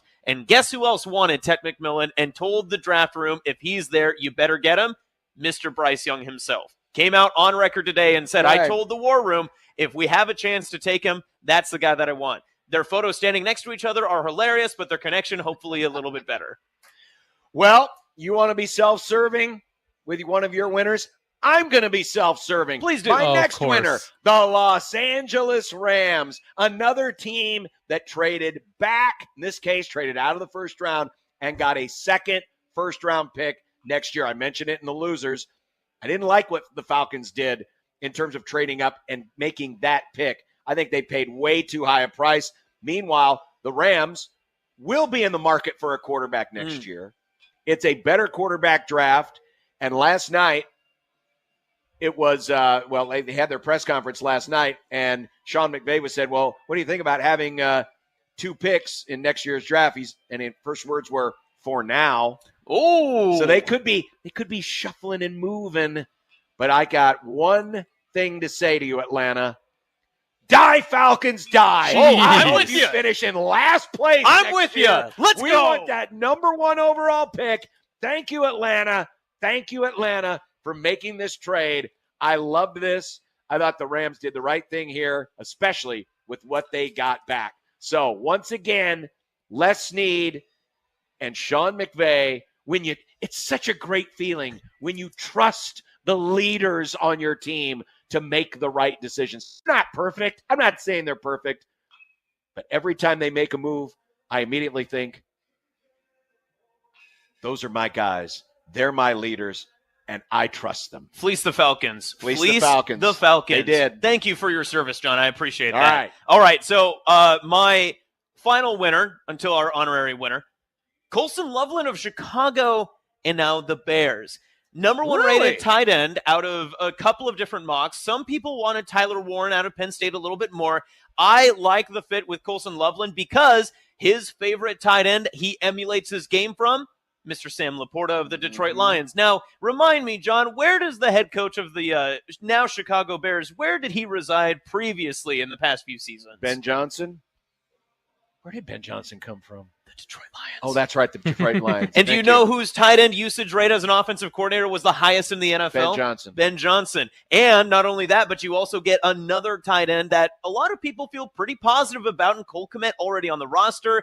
You have to feel good about if you're Colson Loveland. Kmet has 1 year left on his deal. If it doesn't work out, you get to be tight end 1. You still get to work in 2 tight end packages, and you get a quarterback who has begged to get a tight end that he can throw the ball to. It's one thing that Caleb Williams talked throughout the season last year about how he trusted a target on the inside and the middle third of the field in Kmet. Now he gets 2 of them, and with the way the wide receivers are set up, former Panther DJ Moore, and you also get last year's first-round pick in Roma Dunze. That's a pretty favorable matchup in ace formation sets. Dunze on one side, Moore on the other, 2 tight end set, and then whatever running back you want to put behind you. Let me throw out one more honorable loser. That would be me. Oh, no. So yesterday we did our mock. I did my mock, and I put Tyler Warren in this spot. But a lot of people were putting Tyler Warren in this spot. Rightfully so, yes. But my first instinct yesterday as I was prepping the mock, I had Loveland in that spot. I could have been right. I could have been right, but I changed. I went with the flow. I didn't go against the grain. I didn't listen to my friend Michael Severe last week who said Loveland was his best tight end in the draft. And because of that, I will take the L. I am an honorary loser. Loser. But what about a winner, John? A winner? Just to show you I'm not biased, because I don't like these guys. The Falcons? The Arizona Cardinals. Oh! They had their own conclave. One of the worst run defenses in the league got the number 2 rated, highest graded run defender from PFF when they picked up Walter Nolan last night from Ole Miss. I think when you look at the first round, this was one of the best need meets player draft moments of the night. I think this was an excellent pick by Arizona, given where they were drafting, what they needed, and they went out and they served a need that they have been badly in need of for the last 2 years. One of the worst run defenses in the NFL. I really liked this pick, and I hate to say that because I'm not a Cardinals fan, but got to give tip of the cap to the Arizona Cardinals. You're a winner. I do like that. My honorary winner, on the shorter side, I'm not as confident in this, but I do believe in the philosophy of young confidence. The general manager of the Jacksonville Jaguars taking a step and a stab in the right direction. You knew that you needed to get generational talent. They believe they have generational talent on their side with Trevor Lawrence, and for whatever their case would have been, they were always mocked to Mason Graham, the defensive tackle that eventually went to Cleveland, at 5. I think that at some point, Jacksonville decided, is it worth having a player that we may not be in love with fall to us, or is it worth to go get a player that we do love and we think can be a generational, game-changing type of player? They reiterated in the introductory press conference today that a player like Travis Hunter may not only change the aspect of their franchise, but the aspect of the sport. If you fully believe that, go out and do whatever you can to go get it. It reminds me of the young confidence of a different GM many years ago that jumped up nearly 20 spots to go draft a receiver, Julio Jones. And that almost completely changed the dynamics of the NFC South and the Atlanta Falcons in that pick. Will Travis Hunter be as dynamic? Hopefully so for the Jaguars, but I do love the confidence in saying, why let the draft fall to us and just accept fate when we could put fate in our own hands and go get someone? I think that draft trade is a win-win on both sides. So we both liked it. I liked it more from the Cleveland side, but I agree with you. I think there can be win-wins in a trade. I'll throw one more winner out there, the Kansas City Chiefs. But, John, they just lost the Super Bowl. They did. I thought they were going to need to trade up. In fact, we're going to quick review my mock from yesterday, see what I hit. But I thought they were going to have to trade up to get Josh Simmons. Instead, they traded back one spot, got an extra, 5th-round pick from Philadelphia. Yep. And they still got the guy they wanted. Josh Simmons only allowed 1 sack the last 2 years. This was a top 10 draft talent before the knee injury. I think this was another great move by Brett Veach and the Kansas City Chiefs. They still got their guy, and they actually benefited. They actually got another draft pick out of it. So, tip of the cap to the Kansas City Chiefs. I thought they had a winner. They can't let them keep having this stuff. How do they keep letting it happen? John, don't compliment the Chiefs. Their fan base is going to be weird about it. I got to be honest, man. I got to compliment what I see. Also uniquely funny to have the Eagles draft someone named Jihad. That was a very interesting little dynamic twist there. But, you move up a spot to go get him, I guess. Real quick, here's my review of yesterday's mocking the draft. I give myself a green star for the Chiefs, even though I said they were going to have to move up with the Vikings to get Josh Simmons, but they still got Josh Simmons, so I'm going to give myself some credit here. Steelers, I thought they were going to take Shedeur. They didn't. X on me. I was wrong. Patriots, I wanted a layup. This was a layup. You could see it coming from a mile away. They were going to pick Will Campbell, the offensive tackle from LSU. Short arm Willie. So I wanted at least one green star. I got it there. Packers, I thought they were going to pick Will Johnson. I thought this was a slam dunk, too. I really thought they were going to take Will Johnson. They did not. Of course, they ended up taking Matthew Golden from Texas. The Rams, Now, I give myself a star because they did make a trade. Yep, and they still could They get a did receiver. make back. Yep. But I didn't think they'd get a first-round pick out of this move. They got a first-round pick. Abuka still got taken earlier than I thought he was going to. So while I was wrong on the player, I was right that the Rams traded. The Bears, I just said it. I thought it was going to be Tyler Warren, but initially I had Loveland down. I had it. It was written. I swear to God it was written. And then I changed my mind. He swears. And then the Minnesota Vikings, I thought the Chiefs would trade with the Vikings, and the Vikings would end up getting the safety out of South Carolina, who I really like. I hope he is still available when the Rams pick at, 43, 44? You can't get greedy, John. That's not how the draft works. I really like Iman Wari from South Carolina, but I was wrong on that one. So there was my first stab at a mock draft yesterday. Just some fun winners and losers. Fun winners and losers as well. All right. We're going to come back. We've got more to come. We've got content and still to come my interview with Garrett Langwell, the closer of the Creighton Blue Jays. It's Unsportsmanlike Conduct. John and Austin with you this afternoon on 1620 The Zone. But first, you can be a good guy today and be an organ and tissue donor. If you have already done so, check that donor registration box on the back of your driver's license or your hunting and fishing license. We thank you because good guys do save lives.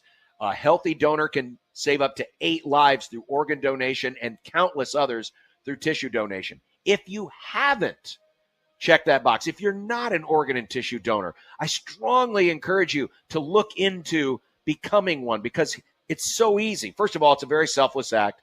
It's not going to cost your family anything after you're gone. Most traditional funeral practices can still be followed. And even if you're saying, well, I'm too old, no one's going to want my old lungs or no one's going to want my old tissue, that's not true. You can be any age. In fact, they've had successful donors come as old as 95 years old because there's countless numbers of different tissues that can be donated, like bone and skin grafts, corneas, tendons to heal up from sports injuries. There's so many options out there. So please, next time you renew your hunting, driving, or fishing license, check that donor registry box and be an organ and tissue donor. Or find out more by visiting goodguysavelives.com.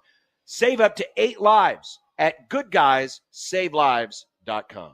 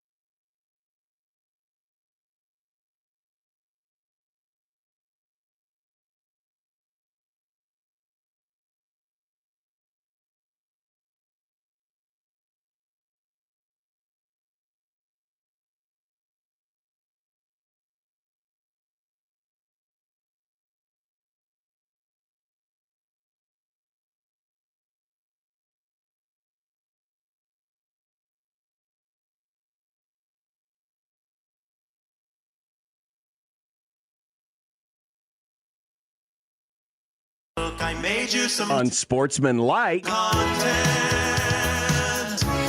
Unsportsmanlike content. Unsportsmanlike content. Content that's unsportsmanlike.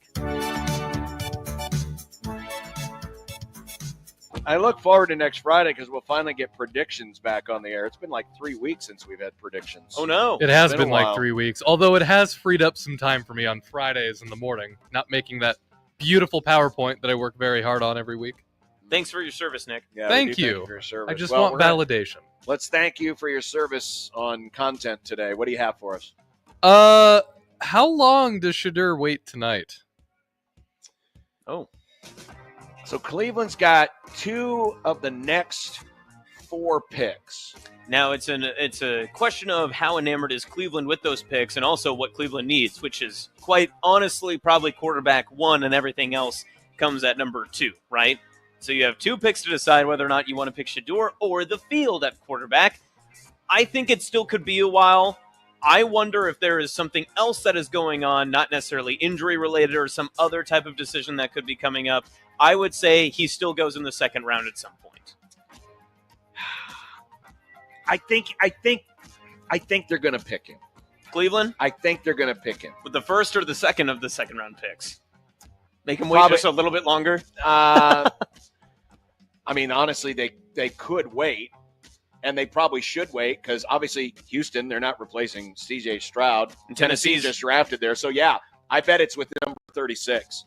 They'll get either best available at 33 or, well, I doubt they trade it unless they trading it with someone they know isn't going to pick who they want. Yeah. If they do want Shedeur. So I say Shedeur goes at 36, the 4th pick of tonight. And let's also be honest, too. If Shedeur does continue to fall, there will come a point in which Shedeur is the best available. So someone would take him at a certain point. If you're looking at Mel Kiper's board, he was the best available last year. Yeah, that is true. You are correct.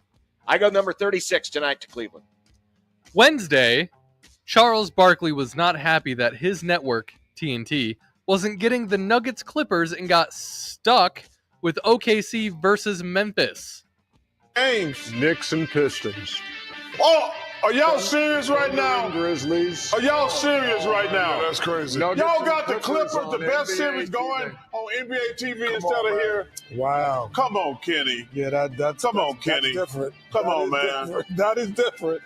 Who made that decision? They've had the 2 best games by far. And we ain't gonna be there. Come on, man. Let's make a trade. Who made that decision? Fiorello? Make a trade that Thunder in that Nuggets game. Wow. I'm with you, Chuck. Hey, think about it. We're gonna show the game where the team lost by 75 points. In 2 games. In 2 games. Instead of the teams with overtime and a barn barner. A barn barner. Oopsie. Denver got run out of the gym by 34 while OKC rallied from the biggest halftime deficit in NBA playoff history to beat the Grizz. Does Chuck owe the schedule makers an apology? Good question. I would say no. He motivated this game to be better because they felt inspired to finally come out and play well. That's the difference maker. Thanks, Chuck. The network should be thanking him. It is funny that Chuck went on, and he went on, he later torched NBA TV. Hey, where are we going to watch this game? Hey, we get NBA TV? It was a funny rant, as most of Charles's rants are, but it ended up being that one of the best games of the night was the Thunder coming back and beating the Grizzlies. Meanwhile, it was a 34-point decision last night, the Clippers over the Nuggets. Bad look, Chuck, but I still love you. Speaking of blowouts, John, it's time to check the NBA first-round blowout tracker. Uh-oh. We actually had 2 good games last night. Another Knicks-Pistons nail-biter and the previously mentioned Thunder comeback. Where are we sitting? Well, actually, the average dropped just a little bit, even with the 34-point blowout of the Nuggets. It's now 14.36 points per game. Where would you like that number to be to Well, make it feel competitive? Last year, it was 13 per game. I will say this, it's gotten a little bit better after the first day, but we'll see where it goes. Let's get to that game 4, game 5 area where Maybe there's room for a gentleman's sweep of some kind, and then a team says, we're just going to back off, get blown out so we can clinch at home. Yep. But if they could beat last year, they could get under 13, that would be acceptable. Okay, I'm with you there. I would like to see, obviously, when we move forward in more series and such, if that number can get below double digits. That would be really fun for all of us viewers at home. How many Huskers get their name called in Green Bay this weekend? Ooh, good question. How many Huskers will have their name called? Off the top of my head, I will go 4, and I feel very confident in 4. The obvious ones, in 4. The very obvious ones being Ty Robinson, Thomas Fedoni, Isaiah Nair, and then either take your pick of Nash Hutmaker or Tommy Hill.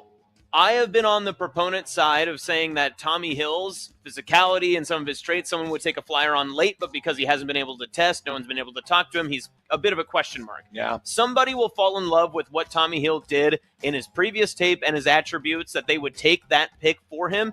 And I think Nash may slide out, especially now after seeing kind of the evaluation from the first round. Nair, be on the lookout. I'm not saying that I'm predicting that Ty Robinson doesn't get picked today. I think he will, and I think he should. But if Ty slips out, don't be shocked that Nair gets picked before Robinson does. Really? They love fast receivers who can't catch the ball, because every receivers coach in the NFL, John, can say, I'll teach that guy how to catch. I can't teach him how to run, but I can teach him how to catch. Ty is certainly going to go. Fedoni is certainly going to go. Could Fedoni go today? No. You don't think No. so? Too No. much? Highest grade he's gotten is like a 5th round grade. Okay. Yeah, he's not going today. In fact, I don't think Ty Robinson goes today. Really? Okay. Are they just? It's second and third. It is second and third. Yep, Okay. second and third today. Yeah.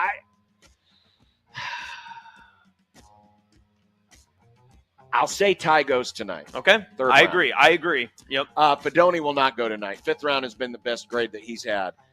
So there's 2. I'm going to go lower than you. I'm going to go 3. Okay. I think 3 get taken. Now, the others will probably get signed to free agent deals. I'm going to go 3. Okay. 3 for the weekend, Nick. 3 for the weekend. 3 for the weekend. That's a song, isn't it? It could be. What did we think of the mid-draft announcement of a date when an announcement is being made? So they brought out, how nice of the NFL. They said, well, we're going to bring out Colleen Wolfe from NFL Network, and we're going to bring out Laura Rutledge from ESPN so that we could get both networks at the same time to come out and do a badly rehearsed back and forth about, hey, everybody, let's talk about the TV schedule announcement that's coming out in the schedule, and it's going to be on May 14th and blah, blah, blah, blah, blah. And one needed a cue card, the other one didn't. I found that very interesting. Was the NFL setting up one of them for success and the other failure? I don't know, but only the NFL can get away with putting the brakes on the NFL draft to announce. This is like the save the date of announcements. That's what this was. Only the NFL can get away with that, and yet somehow people were excited. I also liked how they introduced it saying it's the second most important date of the offseason. Is it? Because the schedule release date is monitoring the rest of my calendar year? Probably not, but to each their own. Well, the most important date is the draft. What about the opening of the free agent window? That could be important. The start of the league calendar, which basically is the same thing. Listen, I know we'll talk about it, but this is one of the most overhyped things that we do all year. We already know who everybody's playing, and we know where they're playing. We just don't know when. But the NFL evil empire always wins. Content, content, content. Yeah, they do. Content. The home of the Indianapolis 500 isn't technically in Indianapolis proper. The Speedway sits in a suburb called Speedway, Indiana, which makes you wonder, what was there first, the track or the town? And they have their own high school whose name is the Sparkplugs. Check out their new turf field. I do like that. So they actually have the official, they call it the winged, I think it's the winged eagle or the flying eagle with the tire in the middle, the logo of the Indianapolis Motor Speedway at the 50-yard line. But check out, you know how they sometimes will put the team colors or maybe red, white, and blue at the 50-yard line? They put the yard of bricks. That's cool. Nice. Now, here was the problem. They didn't actually make it a yard of bricks. Yep. Because it doesn't stretch to halfway between the 49 yard lines. But I thought you were upset that they didn't use actual bricks. Well, that would be a little difficult. And dangerous, Nick. Might cause some knee injuries. Just don't get tackled in that one specific place. That's a good motivating factor. Yeah, you are but correct. you still got to run over it. But I do like it. It's a very nice touch. It That's is very cool. I do like it. I approve this field. I always like custom made, like little intricacies there. Almost as it's like the same thing with the Creighton new court design, where they're like, "Hey, here's some little history. Here's some little Easter eggs." Yeah, I like those, and especially when you as a dad could point at it and go, "You know why that's their son?" Always a good moment. I like the spark plugs as a mascot. That's a very unique one. It's not the Lions or the Eagles or the Wolves. It's the spark plugs. That's good. I was talking with a coworker the other day about we have too many bulldog mascots in the world. Yes. Bulldogs as dogs are not intimidating. I don't think many people are. We should have more German Shepherds. We should have more of those type of dogs as like all of our main mascots. There should be a little more. Yeah. I don't. Rottweilers, Even pit Rottweilers bulls. are kind of pit bulls are kind of sweethearts too. What you need is a Well, Chihuahua. all dogs can be sweethearts. Yeah, but Chihuahuas are full of hate. I've never met a Chihuahuas Chihuahua are that full of didn't hate. That's how they actively live so try long. to bark Yes. at me all the time. Meanwhile, I've met many a pit bull that just want a little cuddle, little pat on the head. And I would agree, a pit bull would be more intimidating than a bulldog because there's nothing more intimidating than a dog that can't breathe. Can't breathe and slobbers all the Or time. a dog that says Dale and Mr. Worldwide every time it sees you. That would be a pit bull. Good pull, Nick. Thank you, Austin. All right, we'll come back. What's for dinner's coming up. Also, my conversation with Creighton closer Garrett Langrel. Getting ready for baseball tonight. It'll be on at 6 o'clock over on our sister station, 1180 The Zone. Austin and I and Nick will be coming back right after this on 1620 The Zone.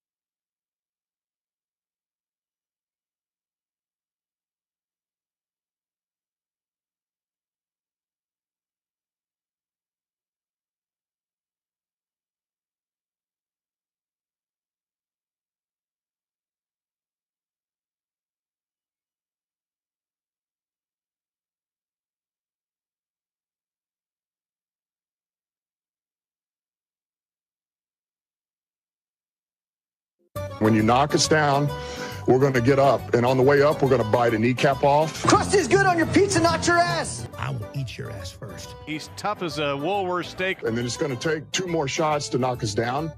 All right. And on the way up, we're going to take your other kneecap. I'm ready to hang them up, gut them, and skin them, and chop them up. You know what? I'm ready. My daughters aren't starving to death. I'll eat my neighbors. And we're going to get up, and then it's going to take 3 shots to get us down. And when we do, we're going to take another hunk out of you. Cliff, what are you going to take away as your best memory from playing basketball at Boston College? Probably just like it's for the going best. out to eat. Hey kids, look. Connor Happer has been milling about here at the ballpark for the last 2.5 hours. Is this thing on? Oh, yes, hello. it's on. Baseball. You're here. You're here. Whoa, you're on 2 screens. You're on 2 screens. There's 2 Connor Happers. Wow. You're like Shiloh and Shedeur right now. No, I'm not. Two like hot that. Happers. Hey, it's 5:37. Has Shedeur got drafted yet? No. Nope. Sad. Dang. Legendary. Well, you get to participate now in What's for Dinner. Oh. And you have the answer for me because what's for dinner? I have the answer for it's in the past. Dinner has already happened. Oh, It's- no. Oh, You no. missed dinner. I missed Well, dinner. I mean, it's not over. It's still out there. It's Godfather's Pizza, as you would have. Yeah, but it's really cold now, I bet. Probably. Really cold. It's not a cold And day at the I'm not ballpark, a fan of cold pizza. The non-thin crust kind of holds in the heat a little bit though, so you get the regular crust from Godfather's. I guess. They Yeah. do have red pepper flakes and Parmesan cheese though. Whoa. Oh, good. Yeah. Well, when they Load picked up on the flavor. They finally, got the accoutrements, the condiments. for Mhm. pizza. Yep. Perfect. So Godfather's Pizza. Do it. That's what it is. Okay, cool. I'm going out to Mount Michael High School for a little bit of work action out there, so I'll be donning whatever is available at the concession stand. I'm excited to find out. Hot dog? I was pretty disappointed, though, because they are playing Ron Colley, and I first thought the game was at Ron Colley. Oh, and I ribs. was very disappointed to find out that it was at Mount Michael this evening. That's further. That is further, 1, and 2, the concessions. I mean, literally, you're going from the GOAT concessions, and no offense to whatever you might have at Mount Michael, but I guarantee you it is not nearly as good as what they have at Omaha. No, it will be a very interesting. I assume we'll have the classics. We'll probably, do a dog and maybe a pretzel or so. We'll see what we get. I still mess with the nacho cheese and the out of the dispenser. Yes. Now I'm not a nacho huge cheese. fan of the cheese that comes in the heatable portable pack where you just rip off the top. Yeah. I don't like. I Agreed. want it from the canister into a tray. Agreed. Here's something for you. The cheese the typical cheese that they have at ballparks, the cheese, they come out of the dispenser. That's a typical cheese. They need to put more wang in that. More There's not wang in the enough- cheese. There's not enough wang in the wang nachos. Some people would say less wang or no wang in the cheese is the way to go. No. You got to have more wang in the cheese. Are you a It's gotta have wangless that- guy, Austin? I listen. Not me. It's just plain ordinary cheddar cheese without the wang. I don't need think the anyone's wang. ever claimed I don't have a wang. That's for sure. Heyo. You got to have the wang. Got to You have need some the wang. wang. Is it me or at the movie theaters it actually does have the wang? It's got wang at the theater. Yes. I'll be honest with you. I don't think I've ever had nachos at a movie theater. You are not living life if you don't order the extra stuff on the menu at the movie theater. It's quite a thrill. Pretzel? No, I'm a traditionalist. I love the movie popcorn. Me too. That's Throw a that's pretzel on top. Throw No, a pretzel with some cheese. Why not?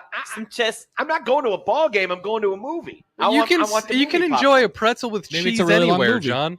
Yes, sorry, you can.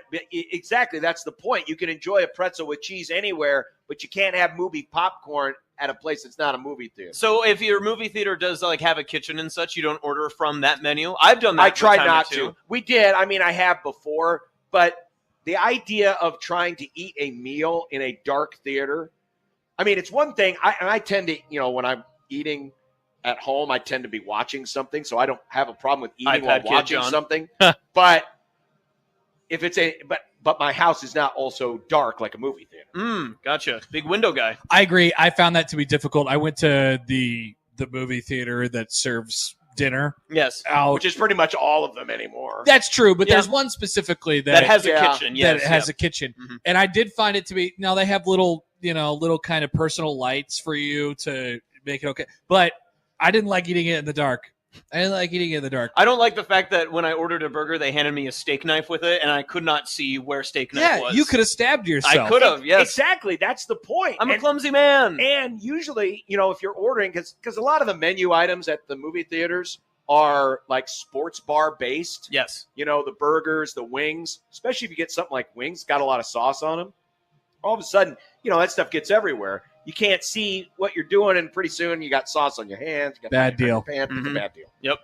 Wang and sauce. You don't want those things. Again, not against it. If you want to do it, great. Movie theaters, if you want to keep doing it, great. It's not for me. Just give me the soda and the popcorn. I'll have my dinner either before or after the movie, depending on theater what time. traditionalist. Every once in a while, I just crave a pretzel with cheese. Yes. I don't know what it is. Every once in a while, it just hits me. I'm like, I need a pretzel today. Mm-hmm. Like a soft pretzel. And they ask if you want salt on it. And of course, you say yes. Yeah, you're a little baby boy if you order one without salt. Yeah. That's for An sure. unsalted pretzel. Now, the alternate, though, the breakfast version where you get the cinnamon sugar, that's Interesting. electric. Interesting.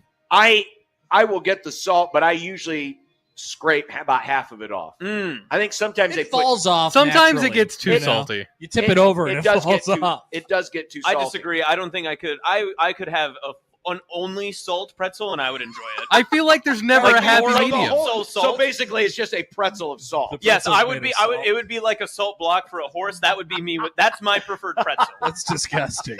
You're wrong. That's gross. I want my wang cheese and all salt pretzel. Oops, all salt. That's the type of pretzel I want. Oops, all salt. That's a heart attack waiting to happen. You still dip it in the cheese too. And you dip it in the cheese. That's what you should get tonight at the Roncalli soccer match. I will ask Mount Michael. Can I get an oops all salt pretzel, Oops, all please? salt. Poor guy will be in there trying to get all those little salt kernels and trying to mold it. Like, how do we get this to stick together? Instead, they'll just give you a cup of salt and say, "Here you go." There you go. Here Just you dump this go. on your cheese. Here you go. All right, so you're covering soccer. We're covering baseball all Baseball. weekend. Is there going to be time for anything else? Nope. No Husker games. That's for sure. No Husker games. I have a doubleheader softball on Sunday, so there's that too. But, personal. That's a personal. So you could go to the Husker games if you tomorrow. I could. Yes, but But you it's choose not Dr. to. Girlfriend's day off, and she's been on nights all week, so we will be doing some at-home activity. I would need to mow as well. Some at-home activity. Go to the movies. We should. Get a salt pretzel. I could, but that wouldn't be at home. I can't That's do true. that at home. That's true. All right, well, that'll do it for the Grum. Connor and I are going to traverse our way down the hall. But coming up next, my interview with Garrett Langrel. Yes, it is pre-recorded. Believe it or not, I'm not interviewing Garrett live. It was live, though. It was live when I did it. I watched you do it. It was in the dugout. It was last Saturday. But it's coming up next. Austin, thanks for joining me. Happy to be here. All right, Connor, let's move down the hall. Let's go. And enjoy the weekend, everyone. Have an awesome week. Josh will be back on Monday. Nick will not. 1620 The Zone.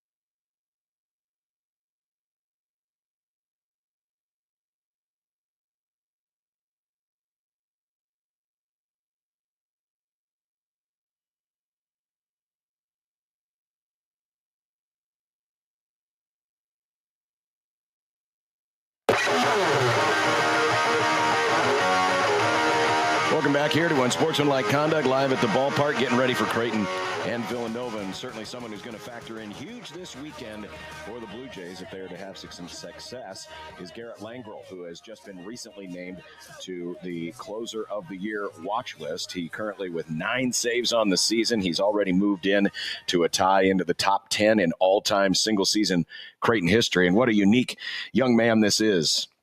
Garrett literally has the look, the stereotypical look of the old Mitch Williams Wild thing with the long hair out back, the mannerisms on the mound, certainly his emotion, pitches with a lot of emotion. Well, we had a chance to catch up with Garrett last weekend after the Jays swept the St. John's Red Storm, and I had a chance to talk to him about some of the things that make Garrett Langrell tick, and also his path to Creighton. And by the way, for the full interview, you'll be able to catch it on the 1620 The Jays podcast, which is available right now at 1620thezone.com. But here is an excerpt from that interview as we get you ready for baseball tonight. My conversation with Creighton closer Garrett Langrell. I am with one of the fun newcomers on this year's Creighton team, closer Garrett Langrell. And, of course, as we're doing this is right after Creighton sweeps St. John's. Your teammates are out there getting their heads shaved for cancer awareness, but you're famous for those flowing brown locks. It's safe to say your hair wasn't up for sacrifice today? It's one of those things where, I'm all for the cause and everything like that. And it's something that I've kind of grown, emotionally attached to. And, I respect all the guys that have and are doing it. But, I'll do everything I can to keep pushing the cause. But, I kind of need keep this hair to keep kind of throwing well. Do you look at it as something you have to have because it's kind of like the old adage of the Samson and the long hair, it's like part of your strength? Yeah, it's one of those things where, I'm pretty routine based when it comes to, everything I kind of do when it comes to game day. I go and get stretched, same inning every single time, head down to the bullpen, kind of same routine. And it's one of those things where, we're really hitting a stride right now, playing well after this sweep this weekend. And, trying to do my best to stay in routine and, kind of keep pushing forward. You've got kind of that look about you when you walk out there, the kind of way you fidget around on the mound, watching you out in the bullpen, how you sometimes are out there pacing. You got kind of that wild man type look about you. Is that on purpose, or is that just part of your competitive nature? Yeah, I think it's just, with the hair, it's been something I had a little bit long freshman year, early college, and then it kind of just started growing over time, and I just kind of let it go, and then it kind of got to the point where, a lot of people the last few years, they're talking about the hair, they're, loving the hair, and I kind of just let it go. And I don't know, out there on the mound, I'm a very high intensity guy, and, sometimes it's tough in these big time spots. Like I want to get there, I want to get back on the mound, I want to keep pumping, I want to, get strikeouts, get outs, and sometimes I'm fidgeting around, but it's kind of just all in my routine. It's just something that kind of helps me work. Talk about your routine, especially on the mound, because you kind of have that thing as you get set, you're kind of got that plant foot out there and you're kind of rocking on it a little bit. How much of is that just a reset mechanism for you? Yeah, it's actually I kind of developed it here last few years ago. It's kind of one of those things where in these big time spots I feel like it kind of slows me down a little bit. When the game starts to pick up, I'm in control at all times. That's the way I like to look at it. I'm the one who has to throw the pitch, I'm on the pitch clock. So it's just something for me where it kind of, lets me focus, lets me get set, get into the position I need to go. And then once my leg comes up, and I release the ball, it's out of my control. But it's just something that's kind of, helped me stay composed out there. And, sometimes it's a little bit more aggressive. Sometimes it's a little softer. But yeah, it's just something that if I don't do it, I would definitely, it'd be a weird feeling. But right now it's just super routine. Sinker slider is usually what you do. Is that something you're very comfortable with, just having a 2-pitch selection? Not a lot of closers have 3 or more pitches, but is that something you're comfortable with, just basically working off 2 pitches? Yeah, it's one of those things where, kind of depending on the hitters, whether it's right-handed, left-handed. Early on in the season, I really did struggle being able to throw that slider to left-handed hitters. It was something that, and kind of going early on in the season, that's why a lot of teams, were pinch hitting lefties because they knew it was just going to be fastballs to them. And here recently we started focusing more on that slider and, doing that. And, just kind of going out there, I'm confident, real confident in both those pitches. And, I feel like when I'm on, it's going to be a rough day for them. But, fastball slider is definitely bread and butter for me. You guys kind of hit a rough spot here over the last 2 weeks. Lost 4 out of 5, lost a game to Nebraska, lost 2 out of 3 at Seton Hall. Come here, fall behind 4-0 early on, but you come back and you get the sweep. What does this weekend mean for this group right now at this point in the season? Yeah, this is a huge weekend for us. Obviously, I think everyone knows that, Seton Hall or St. John's came in here 6-0, and, they came in and they had a chip on their shoulder. They're obviously on top of the conference, and, kind of rolling in on Friday before the game, they had that swagger about them. But, at the end of the day, they're coming to our ballpark. They're coming to our home turf. We're confident in our team. I think we got the best starting 9 in the conference. We got the best bullpen. We got the best starting pitching. Like, we wouldn't trade anyone out. So I think just having confidence in ourselves and just playing our game. I feel like, with Seton Hall, we kind of got a little bit out of our comfort zone a little bit. They played a certain way, and I feel like at times it kind of gave into them a little bit, and that kind of gave them the opportunity to, kind of steal some runs for us and, late in game and stuff like that. So I think it was, it's definitely a huge weekend for us, being able to kind of just like come back, get ready for the weekend and take a breather, and then go and take on St. John's. And, we did a really great job, whether we were up 5, down 5, like it was still just all about playing our game, focusing on our guys, and just kind of sticking to our game plan. All right, final thing. I was told a couple weeks ago that on a recent road trip, your bag was a little overweight. Can you confirm for me what happened and why was your bag overweight? I'm